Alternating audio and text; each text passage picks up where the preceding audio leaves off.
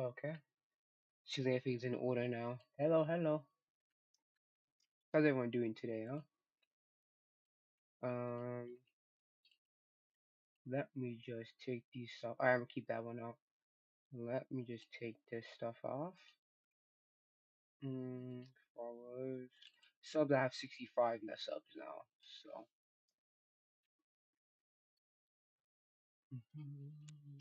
I feel like subs like this. Um, alright. So, what's up? The PNG and PNG YouTubers back. Oh shit, I am outdated as fuck, man. I'm still using PNG. Everyone knows using VTubers and shit. You know what I'm saying? But anyways, yeah, we're back. This is a React to Anything part 20. Oh my goodness, I did 20 of these shits. It's fucking crazy. So basically, how it works is that I'm going to watch whatever I want to watch until someone in the chat recommends me a video. Now, rules are it can't be anything inappropriate, and and if it's based off of some source material, it has to be something I actually have knowledge on. It can't be on like series that I don't know, or else I'm not going to accept it. If you want to see I do know, let you know when you recommend a video, but besides that, I'm not going to. Yeah, so I'm basically watch. I want to watch until someone recommends a video, and actually based off of something I have some knowledge of. It can't be series I know nothing about, and it doesn't really work out. So. You're thinking, well, what series do you not know? Well, just recommend the video and I'll say what it is. I'll say. But yeah, we'll see. First video I want to watch definitely right now is this video by Black Conservative Perspective. So let's just watch it. I got that U block. I got that U block. Yes, sir. U block. Fuck yeah. 20 black folks The video play we blocked with two videos. Oh, I don't fucking care, man. Shut up. that's speaking against blackness, period, no matter where they from. I gotta sit here and argue with my people about my people. Oh no, I'm sorry. Like, I know how we feel about violence and physical harm, but I mean, we've been doing that, haven't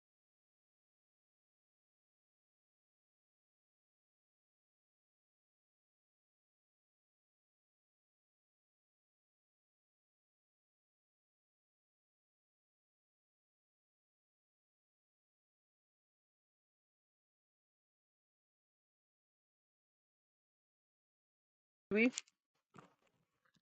I'm black, so I can talk about this. We've been doing that for a while now. We've been talking about each other for so long, bro. Sure, it may not be on like may not be on like the same political topics, but we still need to talk about it, bro. Black on black violence and shit like that, but we still need to talk about that shit, man. The father leaving the home, we gotta talk about that shit. We gotta talk about these things, man. I would have had to fight. Like I don't have the patience in me. I don't. Like I would have reached across that table about 5 minutes in. I'm not gonna lie to you. I would have just put my hand out and and spun in a circle, just slap everybody at once. Cause what you mean? Do I think black people should just get a job just because they're black? Yes. No, I'm just playing. But like, why are you playing with me? Like you, little girl, you know that's not the point of DEI. You know that's not the point of making sure jobs have diversity. That the workforce in corporate America and all of that is diverse. That's kind of the whole point of DEI is to basically diversify your employee circle or your employment. That way you don't come off as a racist. That's not And if you think about it, that's kind of like racist because it's like, okay, I'm only hiring you because you are this skin tone. That's it. You are this heritage. You are this freaking race. That's it. That's the reason why I'm hiring you. That is one of the main reasons why I'm hiring you, which that should not be not the case. the point. And nobody's just giving black people jobs just for the fact that they're black. Nobody's just handing black people jobs without credentials and degrees. We actually have to be 10 times more qualified than our white counterparts. I hear that a lot, but there's like no like proof of that though. So All right, guys, so we got to talk about the viral Jubilee debate featuring Hmm.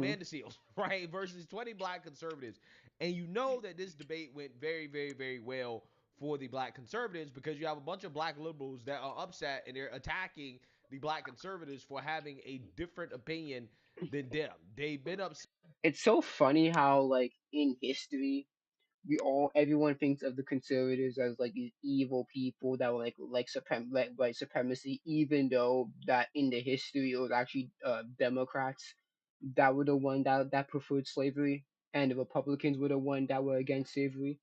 Don't forget, Abraham Lincoln was a Republican when he was a former Democrat and then turned Republican, and he was a Republican when he signed that bill to abolish slavery. So you guys, people just have to realize that. I'm putting my do rag on. Just give me a second.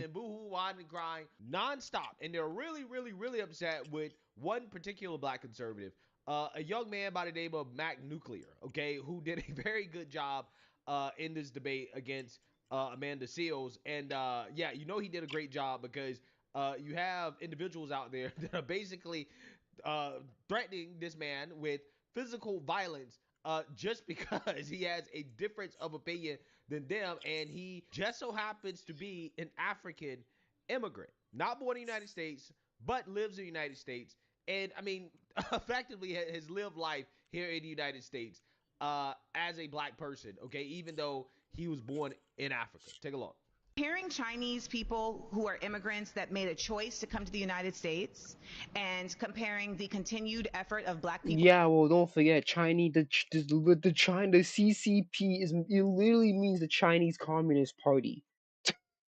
The freaking communists, bro. They're overt communists. Why do you think people want to fucking leave China, man? They're legit communists, and they have like mass censorship and shit. Like you can't talk shit about the government in China. I think you get like arrested or something if you talk shit about China. Like the Chinese the government. They're communist, literally. People to ground themselves in a nation that continues to make impediments for them to show and live and exist in their true citizenship is a false equivalency. I don't believe that happens at all. No one here Are you being acting impinged on right anything. now? There's no systemic racism that I've experienced here in America. The only racism we've actually seen recently, systemic racism that we've seen, is the application of systemic racism against white people. Do you know what the statement Black Lives Matter is actually stating? Yeah, well, just started off from George Floyd. Start off with Mike Brown. One of these museums that they cited was that there was a display that speaks about race not as a biological thing, but as something that has just been created as a social construct. And he stated that that is an incorrect expression of race, that race is biological. But it is biological. From Angola. Yes. But again, like I told you earlier, right?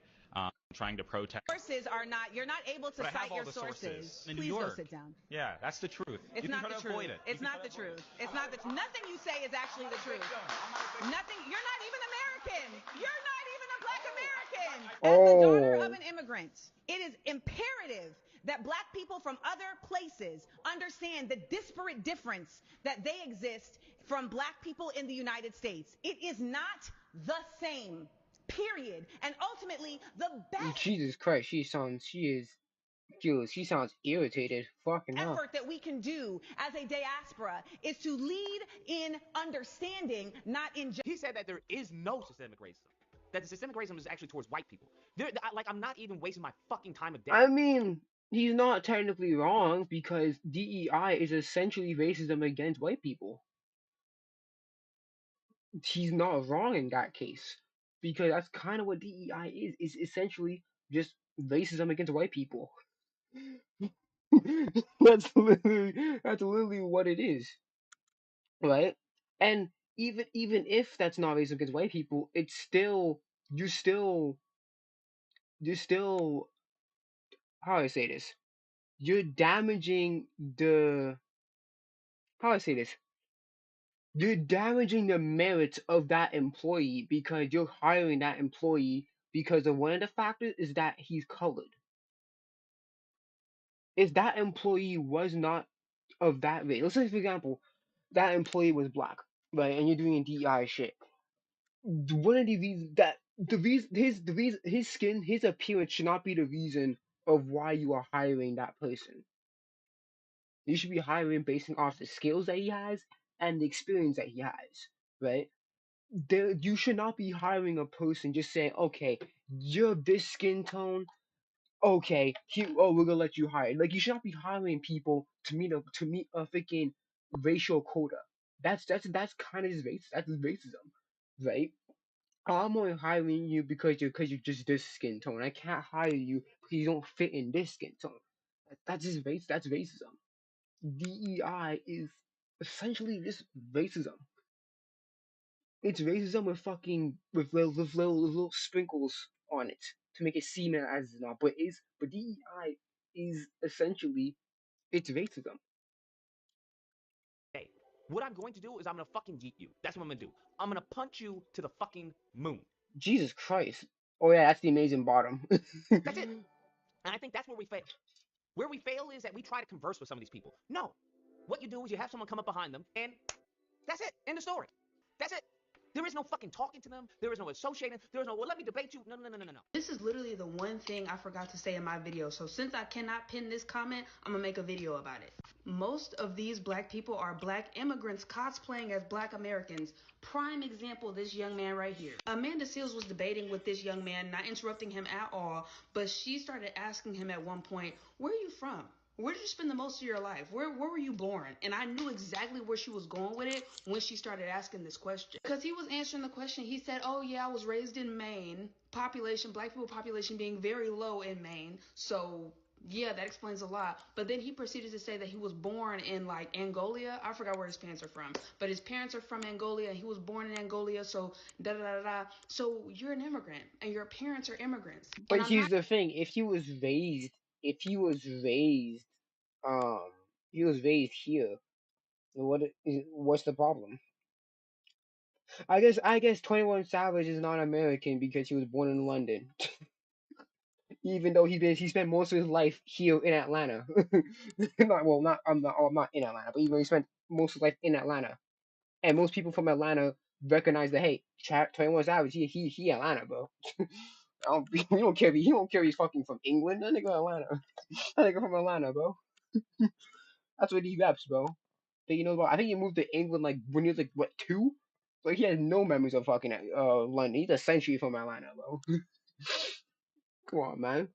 I guess Torrance Town ain't a nigga then, bro. I guess he ain't. not trying to do a whole diaspora conversation, but we all know, black Americans know how black immigrants talk about black people. And I'm not even talking about just on the internet. I've seen it in person multiple times. How a lot of them are raised to believe black Americans are lazy, black Americans, are victim mindset, racism, and they believe in race. I would say not. I don't want to say just black people. I think a lot of people have that victim mindset. Just like, oh, I'm like neurodivergent, or I identify as this, so therefore I am a victim or some shit like that. That's essentially it. Oh, it's not just black people who have that victim mentality. It's a lot of people. It's a lot of people. A lot of people have that victim mentality. Like it was like, oh, when nothing's going my way, well, it's not my fault. It's other people's fault, or like it's something that's out of my control. Therefore, I'm not liable. Racism and white people are just doing X, Y, and Z to them, and if they work hard enough, they could make it to where we all know what those conversations are like, and I've heard them in person. In person. So I know for sure. So Jubilee bringing in these black immigrants to talk about how racism isn't real, white supremacy isn't real, we don't need reparations, we need to work harder. I feel like all The that is issue, the strategic. I really do. the issue with reparations is that it's gonna take too much time, because not every black person in America is descended from slavery. So you're gonna have to freaking skim through how many freaking family trees just to give reparations, bro.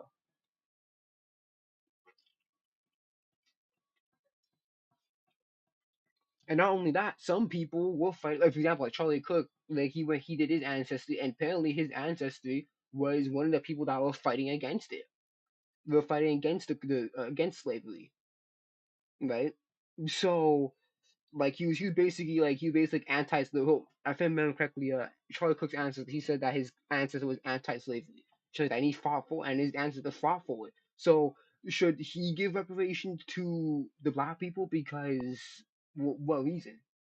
His ancestors were fighting. His ancestors were fighting against it, the concept of slavery. So that's just the thing. It's a simple result. But just like who is to be giving the money away? Because if it's essentially just the government, that's just basically people. That's just basically everyone,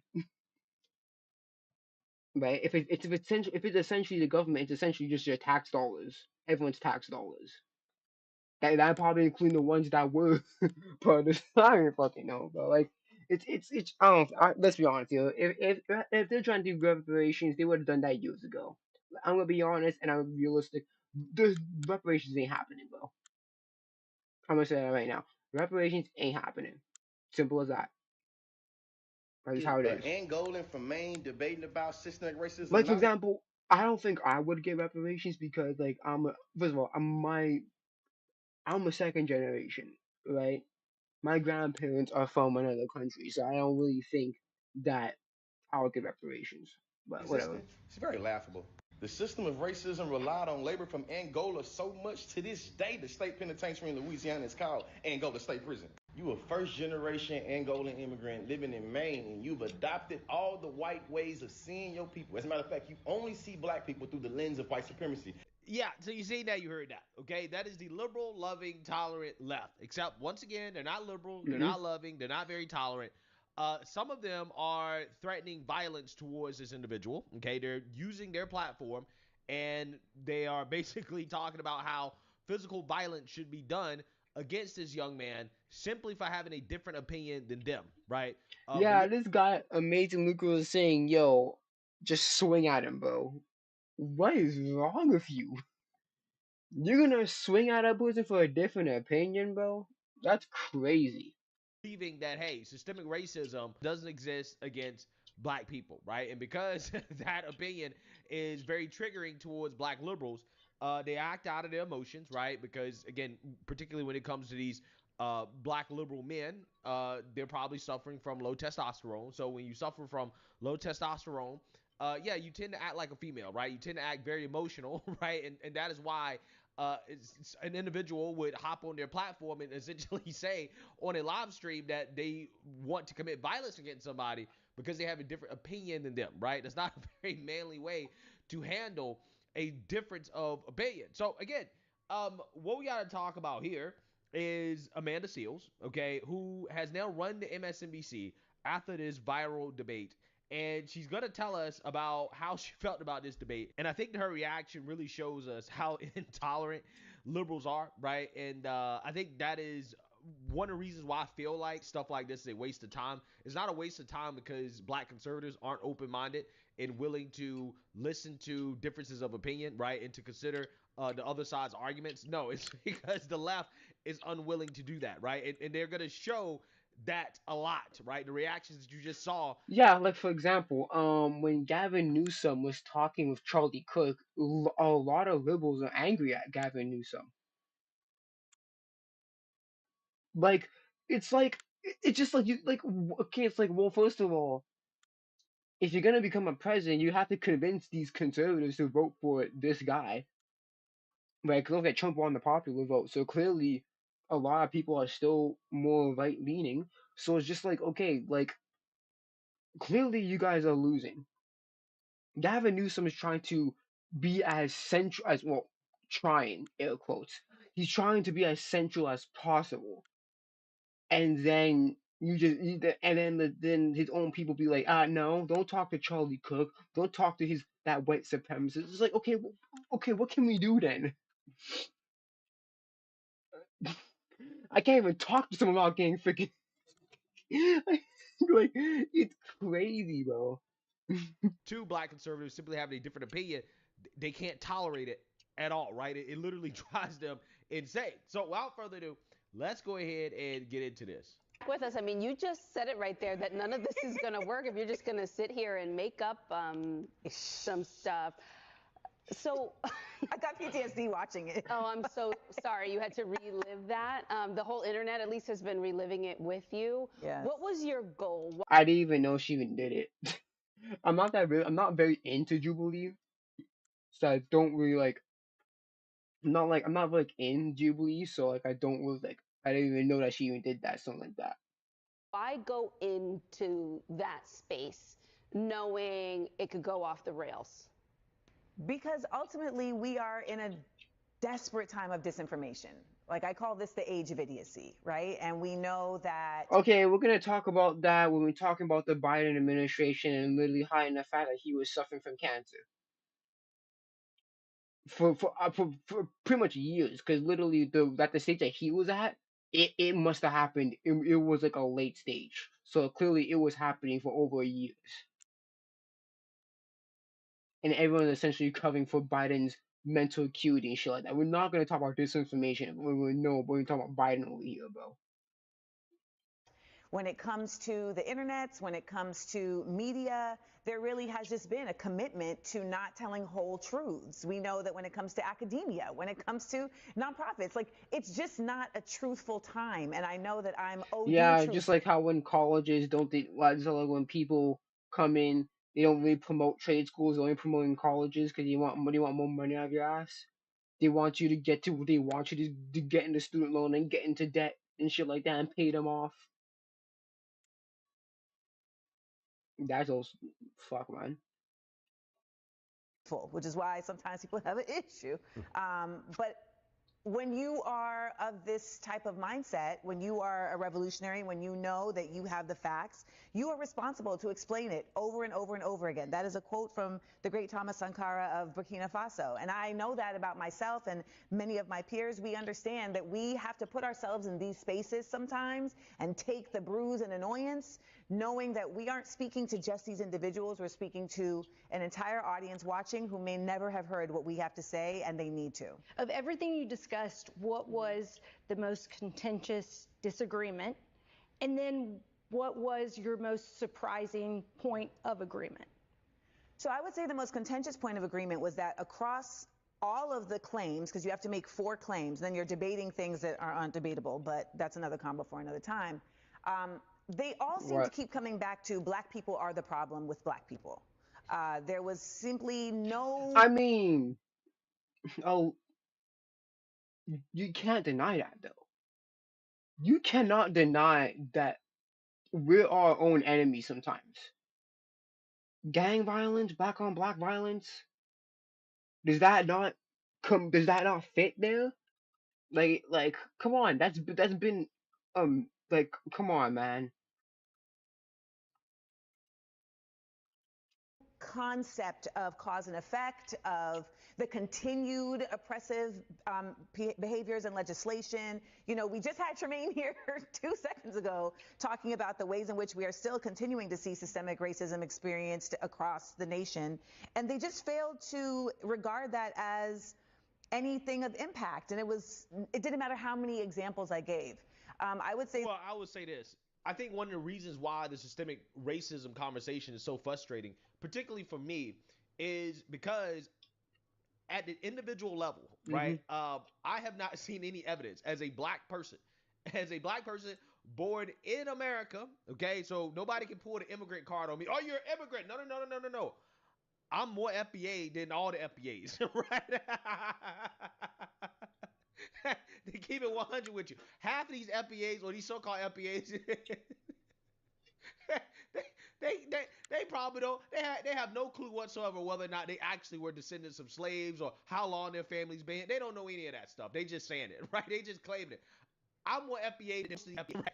And I'm telling you, I personally have not seen any of this at this level. It's holding me back as a black person. Okay, I grew up in rural North Carolina, always but my parents up to middle class. Okay, despite being black, right? I ended up going to a very good high school, despite being I ended up being very good. Despite being black, I ended up being very good college at one of the best firms in the world. Being black, my experience as a black person, which is not amazing right all the time, but my experience as a black has shown me that at a different level, there is this holding black person back outside of own. I think the issue. I think the issue.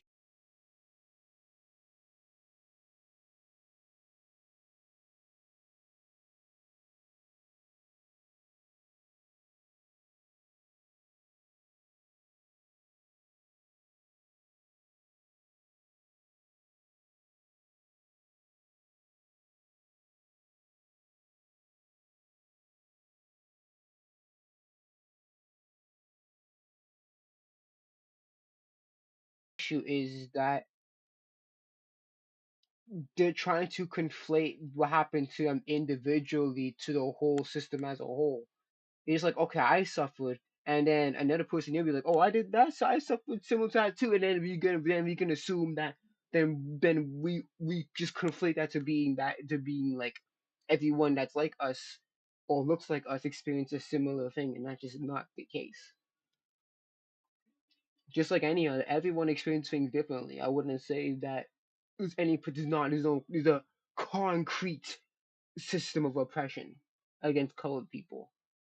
What I mean by holding them back, I mean holding them back from being middle class. Okay, I think for the most part, uh, anybody in this country of average intelligence Hmm. can be middle class with not that much effort, right? You don't have to put in that much effort as long as you don't make really bad decisions constantly, right? And the sad reality is, okay, for Black America is that particularly when you look at Black people who are living in poverty, they're Hmm. living in poverty not because they're Black, but because they continue to make bad decision after bad decision after bad decision after bad decision. Now, Like having multiple baby daddies or spending so much money on materialistic stuff even though that should be going to something else, or spending a lot of money on junk food and relying on these EBT and shit like that. It's just, yeah, I would say choices matter more than just I would say choices are the bigger reason than just this system of oppression. Let's be honest here. Government wants to fuck everyone over. The government wants to fuck everyone over. That's just kind of how the government kind of is. Right? They just want to fuck everyone over as much as possible. But the more dumber decisions that you do, the more that the government has control over you. Right? That's just how it is. now, the reason why I use middle class as the standard is because ultimately today everybody is not going to be rich. Everybody's not going to be a millionaire. They're not going to be a billionaire. They're not going to Hmm. be the president of the United States. Yep. Ultimately today, what most people should be able to ask for, right, in this country, in this life, is to live a middle class lifestyle, right? Is to get access to the middle class. There's nothing about the system that is stopping the average Black person at the individual level from becoming middle class. Nothing, because we are fortunate enough to live in a country like America where, regardless of your ethnicity, your Hmm. race, Hmm. your genitalia, who you like to sleep with, whatever, right? Um, there's nothing really stopping the average individual, even if you were born in poverty, from becoming middle class, right? There's nothing really stopping you from doing it outside of the choices that. I mean, if people can go from rags to riches, I'm pretty sure people can go from rags to middle class, bro. That's the thing.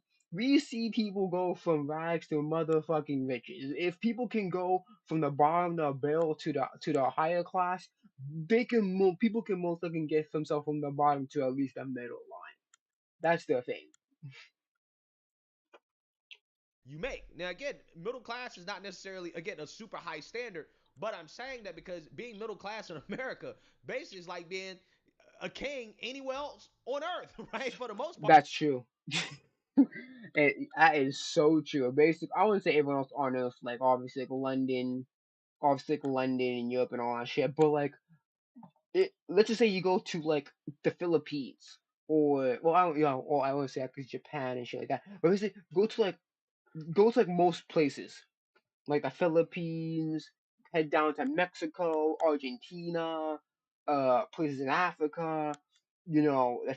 Philippines, India. Like if you go to those places, you are essentially a very rich motherfucker. You could be basically Elon Musk there.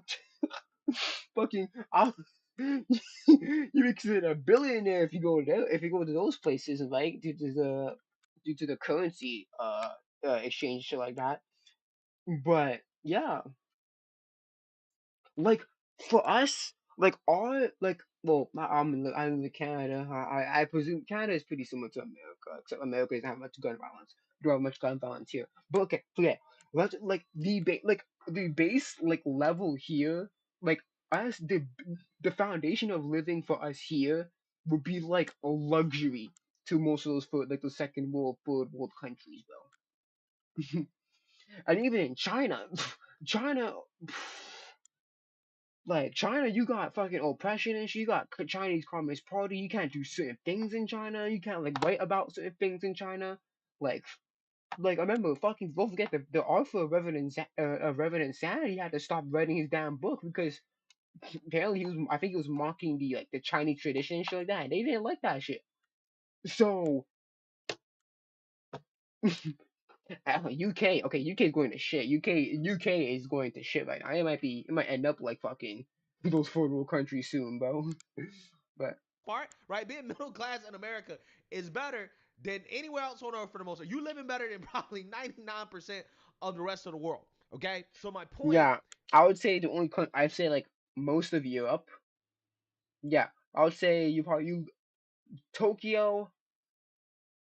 See Tokyo, Japan, yes, because Japan, although they take all the other technology, their work conditions suck. Their living space does also sucks. Cause I see little tiny ass rooms and tiny ass bathrooms and shit. Trust me, bro. Sometimes living in Japan, it sucks, right? Again, it depends on certain countries, but yeah, most countries they don't have technology like Canada or what America does. They ain't got access like we do. is that when you consider the fact that, again, everybody has an opportunity to be at the very least middle class, in my opinion, even if systemic racism does exist, right? It doesn't really matter. And it's a waste of time to sit around and have these debates, especially when these people I don't even say this is. I think it's just government systemic, bro. Government always trying to fuck you over, bro. Because the point of the government is trying to make you reliant on them as much as possible to control you, bro. It's like, oh, you trying to move here? You can't, cause you gotta pay us first, bitch. You can move away, but you still gotta pay. So that's the thing. It's just that I think choices matter more. I think choices do a bigger impact than just the system itself. That's the thing. can't even give you one specific law on the books that is racist. There are no laws on the book that specifically target black people, okay, and are designed to quote unquote hold black people back or to give black people less opportunities, right? Or Yeah, like for example, like Jim Crow. Jim Crow. That's objectively like a system of oppression and shit like that. Those days, that that was systemic. That was actual systemic racism. Like the Jim Crow days, that was actual systemic racism. to keep black people from getting the opportunities that everybody else is entitled to in this country. There's nothing like that. We don't have that. And redlining doesn't exist anymore. That's not a thing anymore. Now some people may say, well, redlining is the reason why black people are in the positions that they are right now. Okay, cool, fine. That's debatable. But to me, what really matters is what are you going to do moving into the future? Because now that's not a thing. That's not holding you back anymore. What are you going to do in order to progress? Because ultimately, the white man is not giving you reparations, right? And when you understand And that's so funny. They've been talking about reparations for years now, and there's nothing going on with it. Because again, it's such a difficult process. Because most again nowadays, like some people ain't descendants of immigrants. Not descendants of immigrants. Some people ain't descendants of slaves. And then okay, let's say we found out all the people who are descendants of slaves. Who's giving the money? The one who's giving the money? Again, it's a whole slippery slope. Let's be honest here. Whenever someone says that they're gonna give reparations, it's a pipe dream. It's not happening. that you're not going to get this magical handout that's going to make it all better, right? That's going to wipe away the sins of white people for the past 400 some Yeah, because then again, how much how much money will it take for it to be enough? That's also a problem. How much would it take for it to be enough? Will 1,000 be enough? 2,000, 3,000, 10,000? How much would it be enough?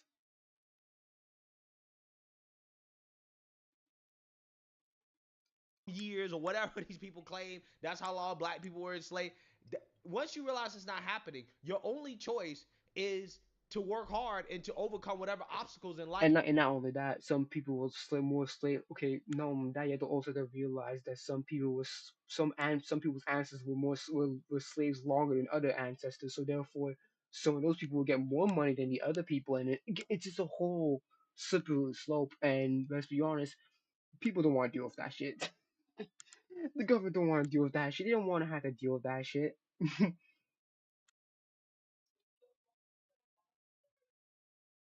Life that you may face. Because newsflash, black people aren't the only people who are born in this country who may not necessarily have the same opportunities as, for example, somebody that's born in a rich family. A rich black person is going to have more opportunities than a poor black person. A rich white person is going to have more opportunities than a poor white person. But that's still not holding the poor person back from, again, becoming middle class. Somebody having more than you is not holding you back from being able to, again, at the very least, become middle class in this country, right? It's not. So instead of focusing on what somebody else got that you don't got, right? Instead of focusing on, oh, the white man holding me back, or the white man got all the money, they got all the generational wealth, and we don't, and we need our reparations. No, maybe you should spend more of that time focusing on, okay, how do I apply myself? How do I become the best version of myself? How do I gain more skills? How do I make myself more marketable? What can I do? What are the good decisions I can make on a daily basis in order to put myself in a better situation to generate more income, to become middle class, to have kids who then are going to have more opportunity because they were born into a middle class family. And then maybe they may have an opportunity to become upper middle class or to become wealthy or whatever. That's the way that you got to think about it, right? I think there's way too much time spent on these stupid ass conversations. Yeah, the issue here is that comparison is the thief of joy. If you spend all your day comparing yourself or your situation to other people's situation, then you're just gonna be miserable, man. Everyone's path is not the same. Okay, not everyone's gonna make it into like these colleges and stuff like that. Some people decide to go to trade school. Some people decide to just jump into workforce right away. People's paths are not the same, and people have to start realizing that. Like, okay, let's just say for example, like I Show Speed, he got subscribers so quickly. Not no nobody, no other YouTube's gonna get that subscribers that quickly. That's just impossible. That's like nearly impossible. So instead of, comparing, yourself to another person, just do your own thing. Man, slow motion better than no motion. I'd rather do something productive than just spend all day just hating these other people or hating yourself for not achieving the same amount as that other person has. That's just how it is, man. About systemic racism and whether or not the white man is holding black people back. When you really should have more conversations about how do you overcome whatever adversity you face in life, regardless of whether or not it's racism or whatever, because the poor white man got just as much adversity Fuck is out of as a bed. poor black Leave me person, alone. right? If you're poor, you're gonna have to go through some adversity. So I think focusing more on overcoming adversity, period, right? I think is a more productive conversation, right? But again, conversations like that doesn't get the views, right? They rather sit around and talk and boo whine and crawl all day about the white man and how the white man owed them a check rather than to go out there and to make it happen for themselves, right? To get their own thing, to build their own generational wealth, and then to instill those values in the next generation so that they can overcome adversity and to have those opportunities that the past generation didn't have. And this is why every single time And that's the issue. The issue is that you're essentially just saying, "Oh, be dependent on the government. They'll come save you." That's no. That's the last thing you want to do. The last thing you want is to be dependent on the government, bro. And that's what she's basically promoting. Just like, don't. It's not your fault, guys. You just gotta wait a little bit longer. You're gonna get your money that you deserve. That may never come. time I make one of these videos, I go out of my way to say things that I know black liberals, black progressives, black radicals will never say to their audiences, which is something that's actually going to help them, right, overcome, which is to learn how to invest, right? Improve your financial literacy. That will do way more for you for what you really want because all of this really comes down to money at the end of the day. All Hmm. of it comes down where the white man got more than we got and we're mad about it, right? That's what it comes down to. Well, if you want more, right, You're not then flying down there. You're you pretty. should become financially literate, right? Figure Financial something out. literacy will Not just carry you a dropping on the long floor. way, okay? Especially when you talk about generational wealth, okay? I'm just saying. I'm just saying. So So I if that means to, well,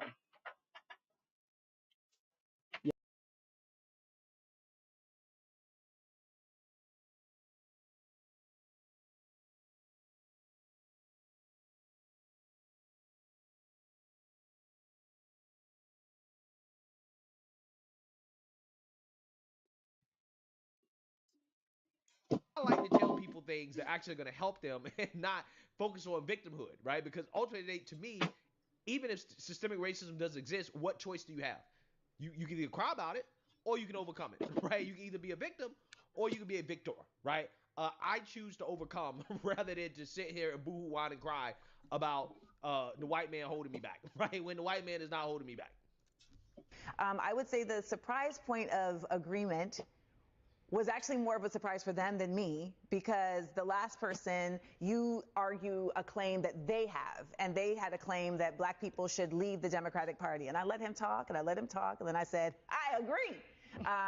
And he was like, ah. But ultimately, I am of a mind that it's so funny how they she's showing. one of our biggest misses that we did after the civil rights movement was that we didn't form a third party, a cross coalition third party to handle what really was really for the people, because the parties have never really been for the people.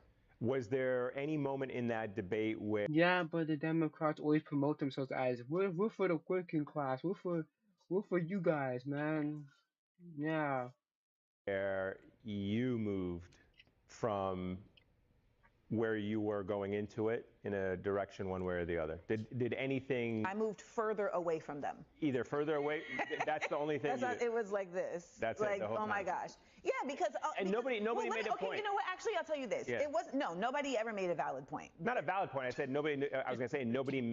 Yeah, of course. Nobody, complete totality. Nobody made a valid point. Nobody out of those 20 people could made some sort of valid point. Okay. All right. Made a point that you could say, "Oh, I understand why you are making that point, even if you disagree with it." It was more so that I could understand how they feel. Right. Because they weren't making points. Yeah. They were stating feelings about, I feel this way because this happened. Well, I feel the system of oppression. That's a feeling. You are feeling that this systemic racism based off of whatever you went through. It's not objective. It's not objective. Systemic racism. It's just, that systemic racism is a feeling that people have. It's a feeling that multiple people have to say, okay, you know what? Yeah, there is. Happened to me. Right. I feel this way because I read a book, and so I feel this way. Yeah, I mean, well, the ironic part about all this is that that's exactly what this person is doing. Yeah, literally. I said that as legitimately. That is what this that's what the American systemic air quotes racism is. It's a feeling. It's a feeling that the system is against you based off of your circumstances or the circumstances of other people that are of your race. That is what basically what this version of the systemic racism is. It's just a feeling. It's a feeling that multiple people have, coincidentally, multiple people have, which then mm, con- it conflates into a whole big group. Right? You're saying all this stuff. You're arguing so passionately for systemic racism because Like you're arguing for something that's factually not in the rule of law. Systemic racism is not in the law anymore. If you're talking about Jim Crow days, then yeah, she'll be right, but that's not the case anymore. At this point now, like like I said before, nowadays systemic racism in America is just a feeling. you read in a book that systemic racism exists. However, again, systemic racism clearly has not held this woman back from being on MSNBC and getting a platform that she clearly does not deserve, right? So I'm just saying, again, my point about the whole systemic racism conversation is that regardless of whether or not you believe is real or not, to me, clearly, because again, you have Amanda Seals, right? Again, successful black people again, who clearly don't deserve the platforms that they have. Nah, that's fine, bro. Petite. I mean, I'm kind of small. I'm lanky, so that's pretty. That's a small build. Okay, people like Sonny Halston, others, right? I think of a lot of them. We don't have a rigid caste system, right? There's something, right? There are qualities that are allowing these black people to be successful, and we're talking about even outside of politics, right? We're talking about any successful black person in this country. There are qualities that allow them to be successful. Hmm. I think black folks would be much better off focusing on the qualities that enable black people to become successful rather than focusing on what is possibly holding black people back, right? So, you know, Your audio is quieter than when you was gaming the other day. Yeah, cause it's a different headset. For example, I'm recording from my laptop, so I can with OBS I can control like the volume of my voice and stuff. For the PlayStation, although I can do that, I was also using a different mic too. See, so the mic was more closer to my mouth and stuff like that. So you have to take that to the account as well. I'm using a different headset than I'm usually am for gaming. Because for the gaming one, for the PlayStation 5, it doesn't have Bluetooth. If I'm correct, it doesn't have like enable Bluetooth. So I have to use my wired gaming headset, and that one's tend to be a little louder than my JBL. I'm using my JBL right now. again, this individual is claiming that the black conservatives were arguing from a place of emotion and feelings, and they're just saying things, they're regurgitating things they read in a book. When ironically, that's exactly what she's doing, right? Her whole systemic racism argument comes from a book, right? It comes from a book, okay? It Because comes from a book or it comes from a feeling.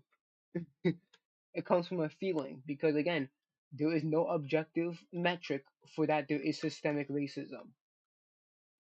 You can argue that uh you can probably argue DEI if you want to really jump there, but there is no law that prevents one race from doing something that another race can't do, or even a gender.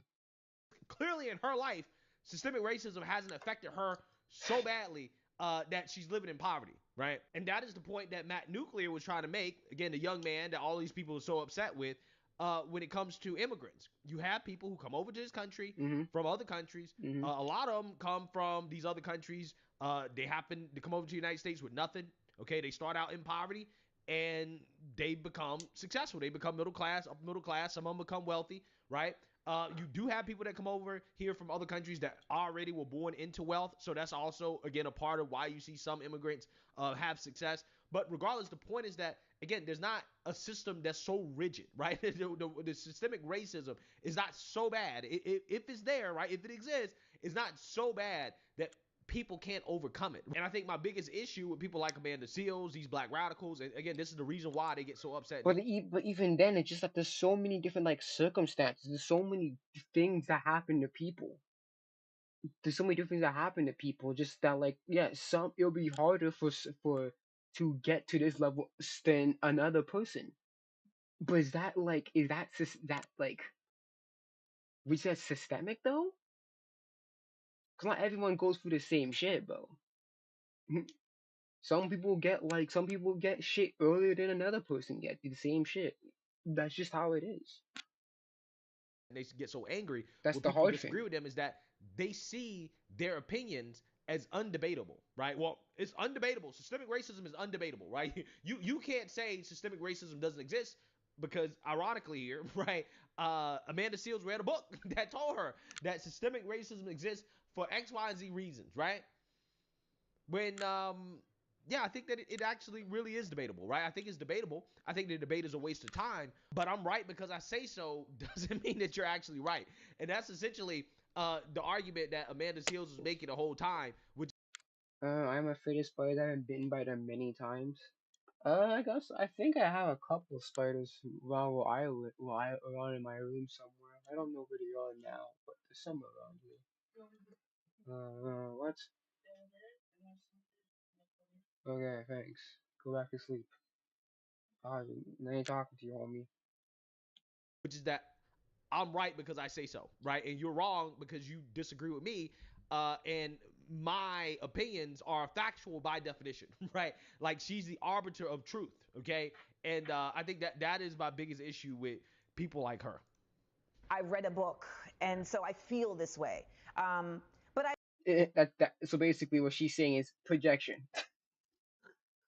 in summary, what basically what Greg was saying is that she projecting right now. That's basically in a nutshell. Like, yeah, she's just projecting. I went I using headphones now. I can hear you better. I can increase my volume if you want. It's up to you. But I'm trying to not be as loud as possible. I'm at like -10 decibels. Yeah. in there, and immediately when I got there, I realized, oh, I actually don't want to argue with these people. I love these people because this is a very unique version of the surrounded format. It's black people talking to other black people. So there's an intercommunal space that's happening that rarely gets to happen. It's happening No, I do not. I not sleep creeping. I hear you better. Oh, I get it. in front of Good. everybody, and I wanted in that moment to actually find a way to display discourse, but Ooh, with bed. civility. But unfortunately, our internet is so committed to toxicity that I had to, at certain points, I didn't even show it, but at certain points, I led them all in a primal scream together. I led them all in a deep breath together, and I really tried my best to get across to them that this is about us figuring out how to align and find a way for us. That's why I'm here. So do you think it was productive, or did it descend into name calling? Of course, it descended into name calling because I'm human, and I'm sorry. No, I watched the Charlie Cook Surrounded. I remember it. I watched the Charlie Cook Surrounded, and he did not resort to name calling. I think he did. He resort to name calling? No, he hasn't. I don't think he did. So he didn't resort to name calling, but you did. No, that's not an excuse. I'm human. No, that's not an excuse. Just because, just because people are screaming, just because people are doing that, that does not mean you are liable to insulting people, bro. That means you just can't take. That means you just can't take another person's perspective, bro.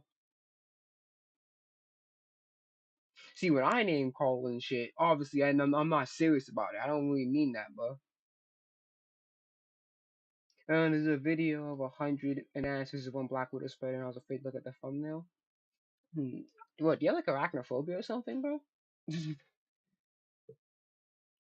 Spicy. I'm spicy. But Do you think more people should do this? I mean, some Democrats, and I know you're not like by no means like rooting for the Democratic Party, but some Democrats they've been like arguing about politicians who do this. right. I Like think going on with Charlie Kirk's and things like no, that. that to me that's where they're missing the mark. And you said it so clearly earlier in the show, where you say they need to be talking to people. Like folks were saying, Amanda, you should have been arguing with intellectuals. No, we need to be talking with people who are not getting the critical thinking skills. They're not getting the facts. They're not getting the truth. And we see these folks going to town halls, and they're having these like I don't know, performance like live podcast tapings, when ultimately there needs to be an intimacy that we are getting back to. And so in this format, I did get a chance to be. No, here's the thing. You can't do that intimacy if you're insulting people and name calling them.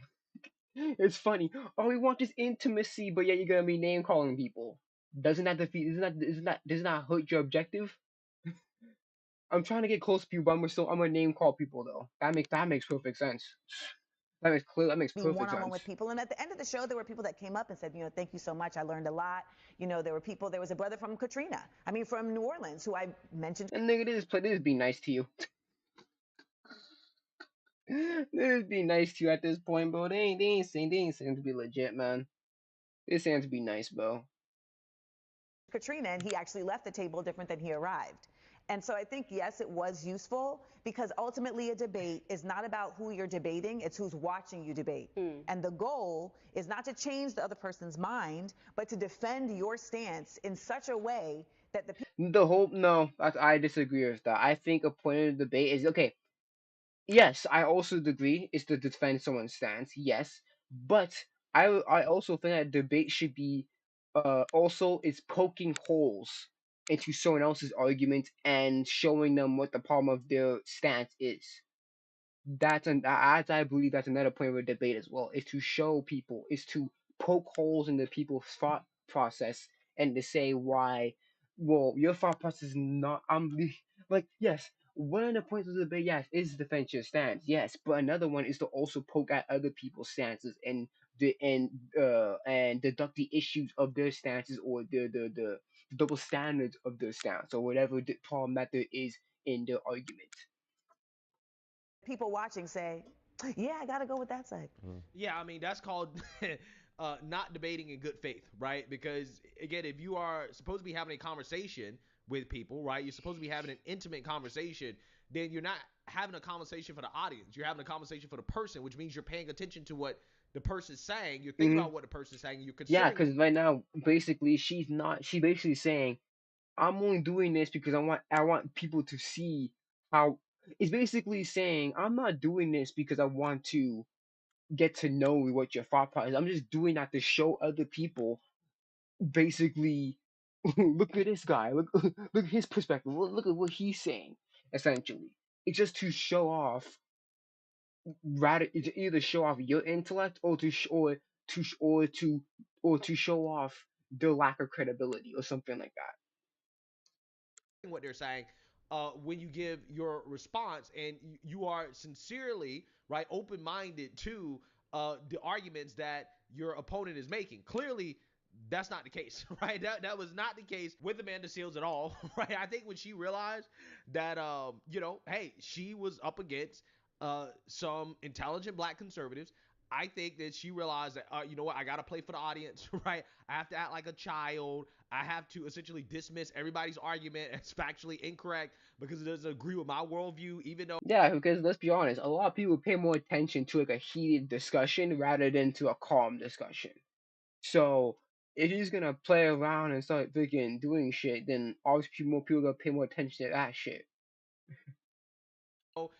She doesn't have any real counterpoints to refute the arguments of these black conservatives. Yeah, I think that's a good way to sum up a vast majority of that video. But again, I personally believe that you know dealing with people like her again is a waste of time because of just how close-minded she is, and she's basically saying right here that again she wasn't doing it to have a real conversation, right, to get a real understanding. It was really more about playing to the audience, Yep. and that's what you saw there, right? That's exactly what you saw, and again that's why I think a lot of this stuff low key is a waste of time. But hey, let me know what you guys think. Make sure you like, comment, and subscribe. Most importantly, share a black conservative perspective. Peace. I can't see the video, B, by the way, because I watch everything in the lowest resolution available. Jeez, how bad's your internet? How shitty is your internet, bro? Okay, I'm gonna watch some Zell Writer.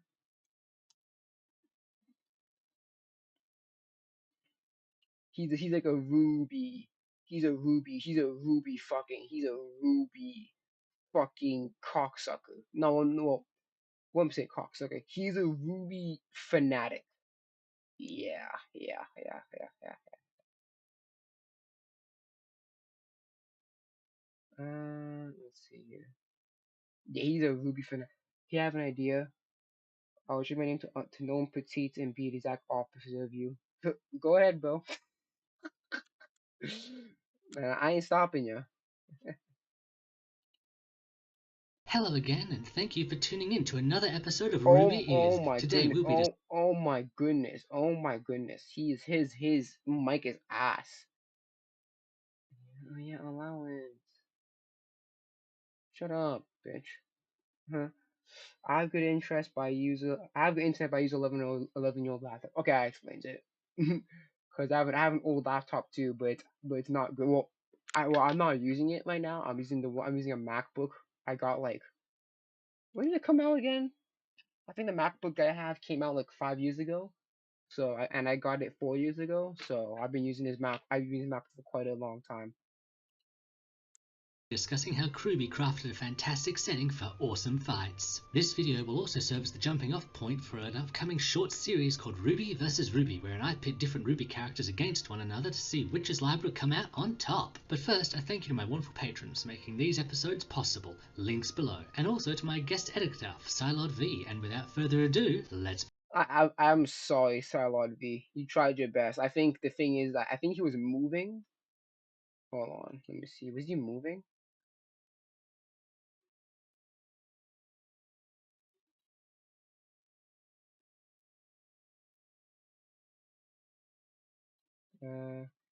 Everything makes the show amazing. Well, I mean, Ruby Fangirl. Power scaling in general is kind of bullcrap. No, power scaling. The thing about power scaling is that it's showing consistency of the strength of the characters. That's the point of power scaling. Power scaling in general is kind of bullcrap. So it's nice to see a franchise holds up too much to the power scaling levels that also never make perfect sense to begin with. This only explains why it's only consistent in the first glance too. Third, I've been seeing some discourse lately that been how dust has been a long forgotten element to Ruby, which I asked, how does that work? With everything Ruby involves dust somehow, it's kind of hard to forget something built into the franchise of the very being. Okay.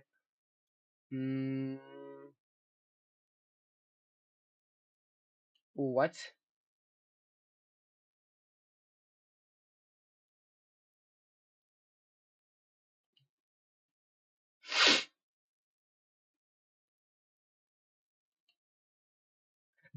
That's saying that you haven't seen a lot of anime. If you just skim into saying my number bigger than yours, that's Dragon Ball. You're just saying Dragon Ball, bro. Dragon Ball's the only one that has the fucking power levels in numbers. Fuck, bro. Ruby had that fucking game, that fucking video that makes an HP bar and shit, bro. Also, I love though how L was put in this series. It means to make HP bars canon to a setting floor. It was only used once. Shut up. That shit was only that health bar bullshit was only used once. And how did how did that help off shit even work? Was like some device that connected the aura and shit. Like, shut up.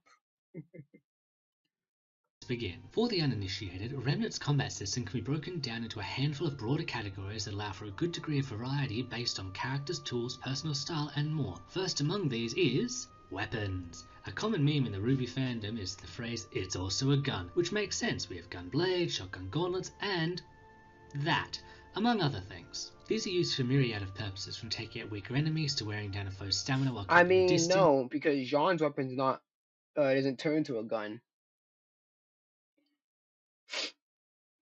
Enhancing the strength of one's blows, or as a propellant to launch oneself around. Some characters do opt for a more traditional style of weapon, though not without their own technological flourishes. But due to the durability seen across much of the setting, even powerful guns are more of a support tool than a primary weapon, as the character's enhanced strength and speed allows for them. No, because doesn't matter. The characters still use the gun as a weapon. One of the characters has a whole machine gun. I forgot her name, but one of the characters uses a whole fucking machine gun as a weapon. After rap songs on my subway to make someone else to sing more. I have videos on my channel too of me singing just vocals and music. Oh, okay, cool. What was I again? Yeah, so fucking yeah. So yeah, we have one of the characters that have literally has a gun as a weapon. She has a machine gun as a whole weapon. What are we talking about here? Ruby uses bullets to shoot people before. That's just not true. Them to deliver powerful, piercing strikes and blows, as well as to dodge or deflect bullets, which, while not as flashy as some of the more traditional shonens, is demonstrably powerful, in part thanks to what dust can offer. What's dust, you ask? Dust is a crystallized source of bullets, which, while not as flashy as some of the more traditional shonens, is demonstrably it's not as flashy. Powerful, in part thanks to what dust can offer. What's dust, you ask? Dust is a crystallized source of elemental energy that can exist in a myriad of natural Essentially, bullets are useless. Let's be honest here. If you can easily deflect bullets like that, bro, bullets are essentially just useless. forms from classics like fire and ice to more elaborate ones like gravity, and can be mixed together to create new concoctions like hard light. When agitated, it can prove explosive. hard to light. Explosive on its own, but can also be powdered and used as a fuel source in functionally everything in universe, and is primarily used as a source of ammunition by Can I just synopsising, bro? He just giving me a summary. I noticed. I know what fucking dust is. I have watched this series twice. I know what dust is. I don't need to know this shit. the main characters. These can be seen through Ruby's characteristic gravity bullets, which pack a hell of a punch, to being released as a stream of elemental energy from Weiss's blade, or even fueling. I'm not too sure those would count as gravity bullets. That seems just like recoil. Pack a hell of a punch, to being released as a stream of elemental energy from Weiss's blade, or even fueling things like mobile hardlight shields and so much more. Dust can even be woven into clothing or even channeled through an individual user if one has sufficient control of their soul, otherwise known as aura, the manifestation. Okay, but isn't semblance like a derivative of aura? Isn't it kind of what it is? And you can't really say that semblance is your soul because people have. One time I was in algebra 2 class in high school, and teacher later had this annual thing where she spread her legs sitting, so she had a fire gap and let everyone. What the fuck is going? What happened in your high school, bro? What? What? Oh, oh, okay. Wow, your high school was very weird then. Anyways, but yeah, no, you can't say it's a soul thing because the soul is essentially what makes you like alive and shit. You can't just say that the aura is essentially your soul because we've seen people's auras break. So that means that like they're dying. Like no, or it's just soul. No, you can't really say that. It's just energy. That's just what it is. Aura is just energy. It's kind of like Nen, but less explained. Person or animal's soul is, in universe, a quantifiable and measurable source of energy. It can be activated through trauma or awoken by training or unlocked by the aid of another. Though even once awakened, a person needs to. Yeah, that was only a once in a lifetime thing. The only Jean is the only person to have his aura awakened in that from that third option. So clearly that's not the case. Why hasn't everyone done this all that shit? Like have a whole circle orgy of just unlocking each other's aura. John was the only one. No, you can't really say that because John was the only one that fucking did that. John was the only one that unlocked his aura in that way. To train to be able to activate or utilize it, and if their aura is not up, so to speak, then they are much more vulnerable. When utilized, aura enhances a person in nearly every regard, increasing perception to bullet timer levels, along with enhancing dexterity, speed, durability, strength, recovery, and providing a defensive barrier across the body, all fueled by the user's own aura stamina. I provided this helpful pie chart. No, that's not. I wouldn't say that's necessarily true because not every aura is the same. Not everything aura is the same, bro.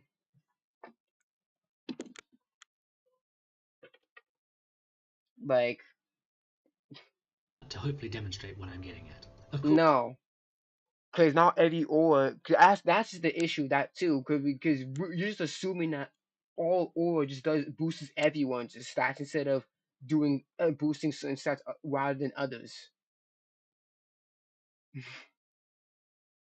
And not only that, uh, you're conflating semblances of aura because semblances don't cater to all of this. Of course, everyone has different degrees of these various ratings. Someone like Harry is faster than Elm, who is much stronger than Harry. No, that's just semblance, bro. You're wrong. You're objectively wrong. That's just semblance. Now, although yeah, the basic aura can do this stuff. Actually, dexterity is just no. You can't know. Aura does not boost his dexterity, buddy. Aura does not boost his dexterity. How is that? No, because dexterity is just how good you are with weapons.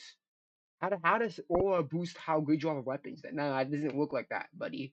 So this pie chart is even wrong by its own merit. But no, what he's explaining here now is just semblances. Aura and semblance are not the same thing. By comparison. No. Also, for clarity's sake, durability is the maximum level of damage your aura can tank. Stamina is how many times one's aura can replicate the feat. For instance, Yang withstanding atoms. Wait, hold on, what? Also, for clarity's sake, durability is the maximum level of damage your aura can tank. Stamina is how many times one's aura can replicate the feat. For instance, Yang withstanding Adam's blade being with only minor damage in Volume 6 compared to Weiss's aura not being able to withstand a full strike from the armor Gigas in her trailer. A skilled aura user can also channel their aura through objects, extending the enhanced. Well, that's here's the issue. The issue is that Weiss at that time was not as experienced as Yang. Yes, that's a bad comparison. You should have used like a modern. You should have used you should have used two examples from the same volume because that happened before even volume one starts. That's not fair. That's already at that moment in volume six. Yang was already pretty experienced as a fighter. That's not a that's not a good comparison. You should have used two examples from the same volume to compare to compare two characters' levels of durability. You can't do that, bro. I'm gonna compare post time skip post time skip Yang with a couple years of experience than Weiss pre volume one. That's not a good comparison. That's a terrible comparison, man. Which is what makes their weapons so durable and perfect for powerful cutting and piercing strikes. It can also allow for more esoteric skills such as shockwaves through the earth, pumping a foe full of aura till they pop, empowering a strike by concentrating all that aura into a single burst, as well as presenting one with the ability to enhance and control dust by channeling aura through it. Some people can even combine their weapons, dust, or aura with their semblance. These are a sort of purified representation of aura, a near singularly individual power born of a person's unique identity which can manifest in a myriad of ways. There are degrees of limitation, such as shape changing not being considered possible, but the sky is near the limit. Some might not even be combat centric, such as Ren's ability to suppress and later read emotions, while others like Yang's burn. Yeah, how Ren has that conveniently has the fucking thing of emotions. Therefore, he can just say out loud the conflict between of a character. That's that is so great. That is so great. Just tell us what's going on. Yeah, Carrie, you don't actually mean that. Yeah, obviously she fucking doesn't. We don't need you to repeat it for us, Ren. Which converts damage she receives into energy to enhance her, are naturally inclined towards combat. Semblances also say a great deal about a given character, be it Ren's penchant to suppress his emotions or Yang's habit of taking on others' burdens, but some, like Weiss, are inherited via bloodlines. What burden does she take? What burden did Yang take? What are you talking about? What I think you only talk about with Blake, maybe? But that was only because they killed fucking Adam. It wasn't because of anything before that. Shut up. Which thematically still says a lot about the character. As established, semblances can also be combined with weapons and dust, some key examples being Adam Taurus can, like Yang, absorb energy, but he hides behind his weapon to take the damage. No, the thing is that he has to do that. That's the only way his thing could be effective. He has to put a lot of kinetic energy into an object. She does not need to do that. And it's so funny how Blake's lovers have a similar ability. Wow. Blake essentially Adam has the same ability except he has to transfer a weapon. Wow. How creative. And deliver it back. Another example would be Blake's shadow clones, which she can infuse with dust, creating everything from exploding shadows to stone statues. Before we get to the main thesis statement of this though, I want to discuss some outliers. On Remnant there are creatures of Grimm, seemingly non-sapient magical beast constructs with a hatred of all things human and faunus. These seemingly perpetual motion machines are bereft of aura but still possess a gamut of supernatural abilities as well as incredible physical strength, speed and durability. They also grow stronger and sometimes wiser the longer they survive, and are the main danger to living on Remnant. I wouldn't even say that. Like, Grimm are like nobodies, bro. Freaking Team Ruby was able to body a big ass bird agreement like in volume 1. Grimm are so nothing. They're not even a threat, bro. Skilled aura users can usually The only Grimm that was a threat was the talking one. And he died in the same damn volume. So clearly, Grim are not really like a big of a threat, man. Handle run-of-the-mill Grim fairly easily, and even stronger ones with a combination of strategy, skill, and concentrated force. But endless hordes or the kaiju-style Grim present a threat all their own, and even weak Grim can Not really, because they have a whole mecha to fight against those kaiju Grim. So clearly, they're not really that big of a threat. tear through things like cement and steel with relative ease. Magic is the secondary outlier, an echo of power from Remnant's first inhabitants. It allows for one to completely control and even create natural phenomena without the aid of dust. It can also allow for shape-shifting abilities and, based on key lore, the creation of magical constructs, enchanted items, and even the ability to influence Grimm, among other such horrors. Yeah, somehow. Only a Somehow, for some reason, Grim are attracted to magical items. You can assume that is because Salem commanded it, I guess. But even before then, Grim are attracted to the weapon. So what the fuck? handful of beings possess access to magic, and most of those we see are only fragments of true magic, hence it being called an outlier. With all that out of the way, I want to discuss what I really like about this Remnant combat system, otherwise now dubbed RCS. Firstly, I have very much enjoyed the creative multi-purpose weapon designs and how suddenly someone's combat style and strategy can shift based on the mode their weapon is in. It creates a good sense of diversity, and that is before one factors in how they might be used to propel a person around the arena, or the implications that carry with what dust they. Okay, but what about Clover's weapon? What about Jean's weapon? They are basic as hell. Clover's weapon is just a fucking fishing rod. Come on, man. Harriet's weapons are just gauntlets. I don't think they have a gun installment, and they're just gauntlets. And fucking the other guy didn't even have a weapon. You can't really say that, bro. They're using. Dust is already fun in the classical elemental sense, in that it is cool to see things like lightning whips, shockwave shields, and fire swords, but what makes it more enjoyable? The issue with fucking Cinders is that Cinder's abilities are basically so complementary with each other that they're essentially just one thing. Like Cinder has the ability to like make fire, and then she also has she's a maiden, so now she can make weapons out of those fire. Just like it just so complementary to each other. It's essentially just one ability altogether. Is seeing how someone's strategy and style can shift on a dime based on what dust is available, such as with Blake's clones. Thirdly, we have our No, no, you can't say that because Blake never mentions, "Oh, I only have this or this dust or this thing." No, we don't. No, the characters don't really explain. The characters don't really say to himself, "Oh shit, I only have this amount of dust. I only have this type of dust in my arsenal right now." You can't know. We don't really see White Seal saying shit. Only have Earth dust now. No, we never heard any of the characters saying that. So essentially, they have unlimited fucking dust because they never really explicitly said how much dust that they have, what type of dust do you have left in the repertoire. semblances can inform a great deal about a given character's personality, but also how some people might build an entire fighting style around their semblance. Looking at you, Winter, while other fighting styles remain the same even when bereft of semblance or weapon. Hi, Yang. But fourth, Essentially, what? Wait, hold on, what? Makes it more enjoyable is seeing how someone's strategy and style can shift on a dime based on what dust is available. Yeah, just like that. Just like that. The twins have one dust, and it's a fire and wind. That's the only thing. That's the only dust they have. That's hilarious, Makes bro. it more enjoyable is seeing how someone's strategy and style can shift on a dime based on what dust is available, such as with Blake's clones. No, you can't say that because Blake doesn't. We don't know what dust that Blake has in her repertoire now. So essentially, she can use, from what we know, she can use essentially any dust at any moment. Because not like she says, "Oh, I only have ice dust and lightning dust now." Or it's not like she goes in, "Oh, I'm running out of dust." There's nothing of that nature.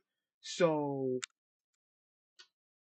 and also Blake's ability to create shadow clones. Okay, does she need to have dust to create those shadow clones, or can she create just shadow clones?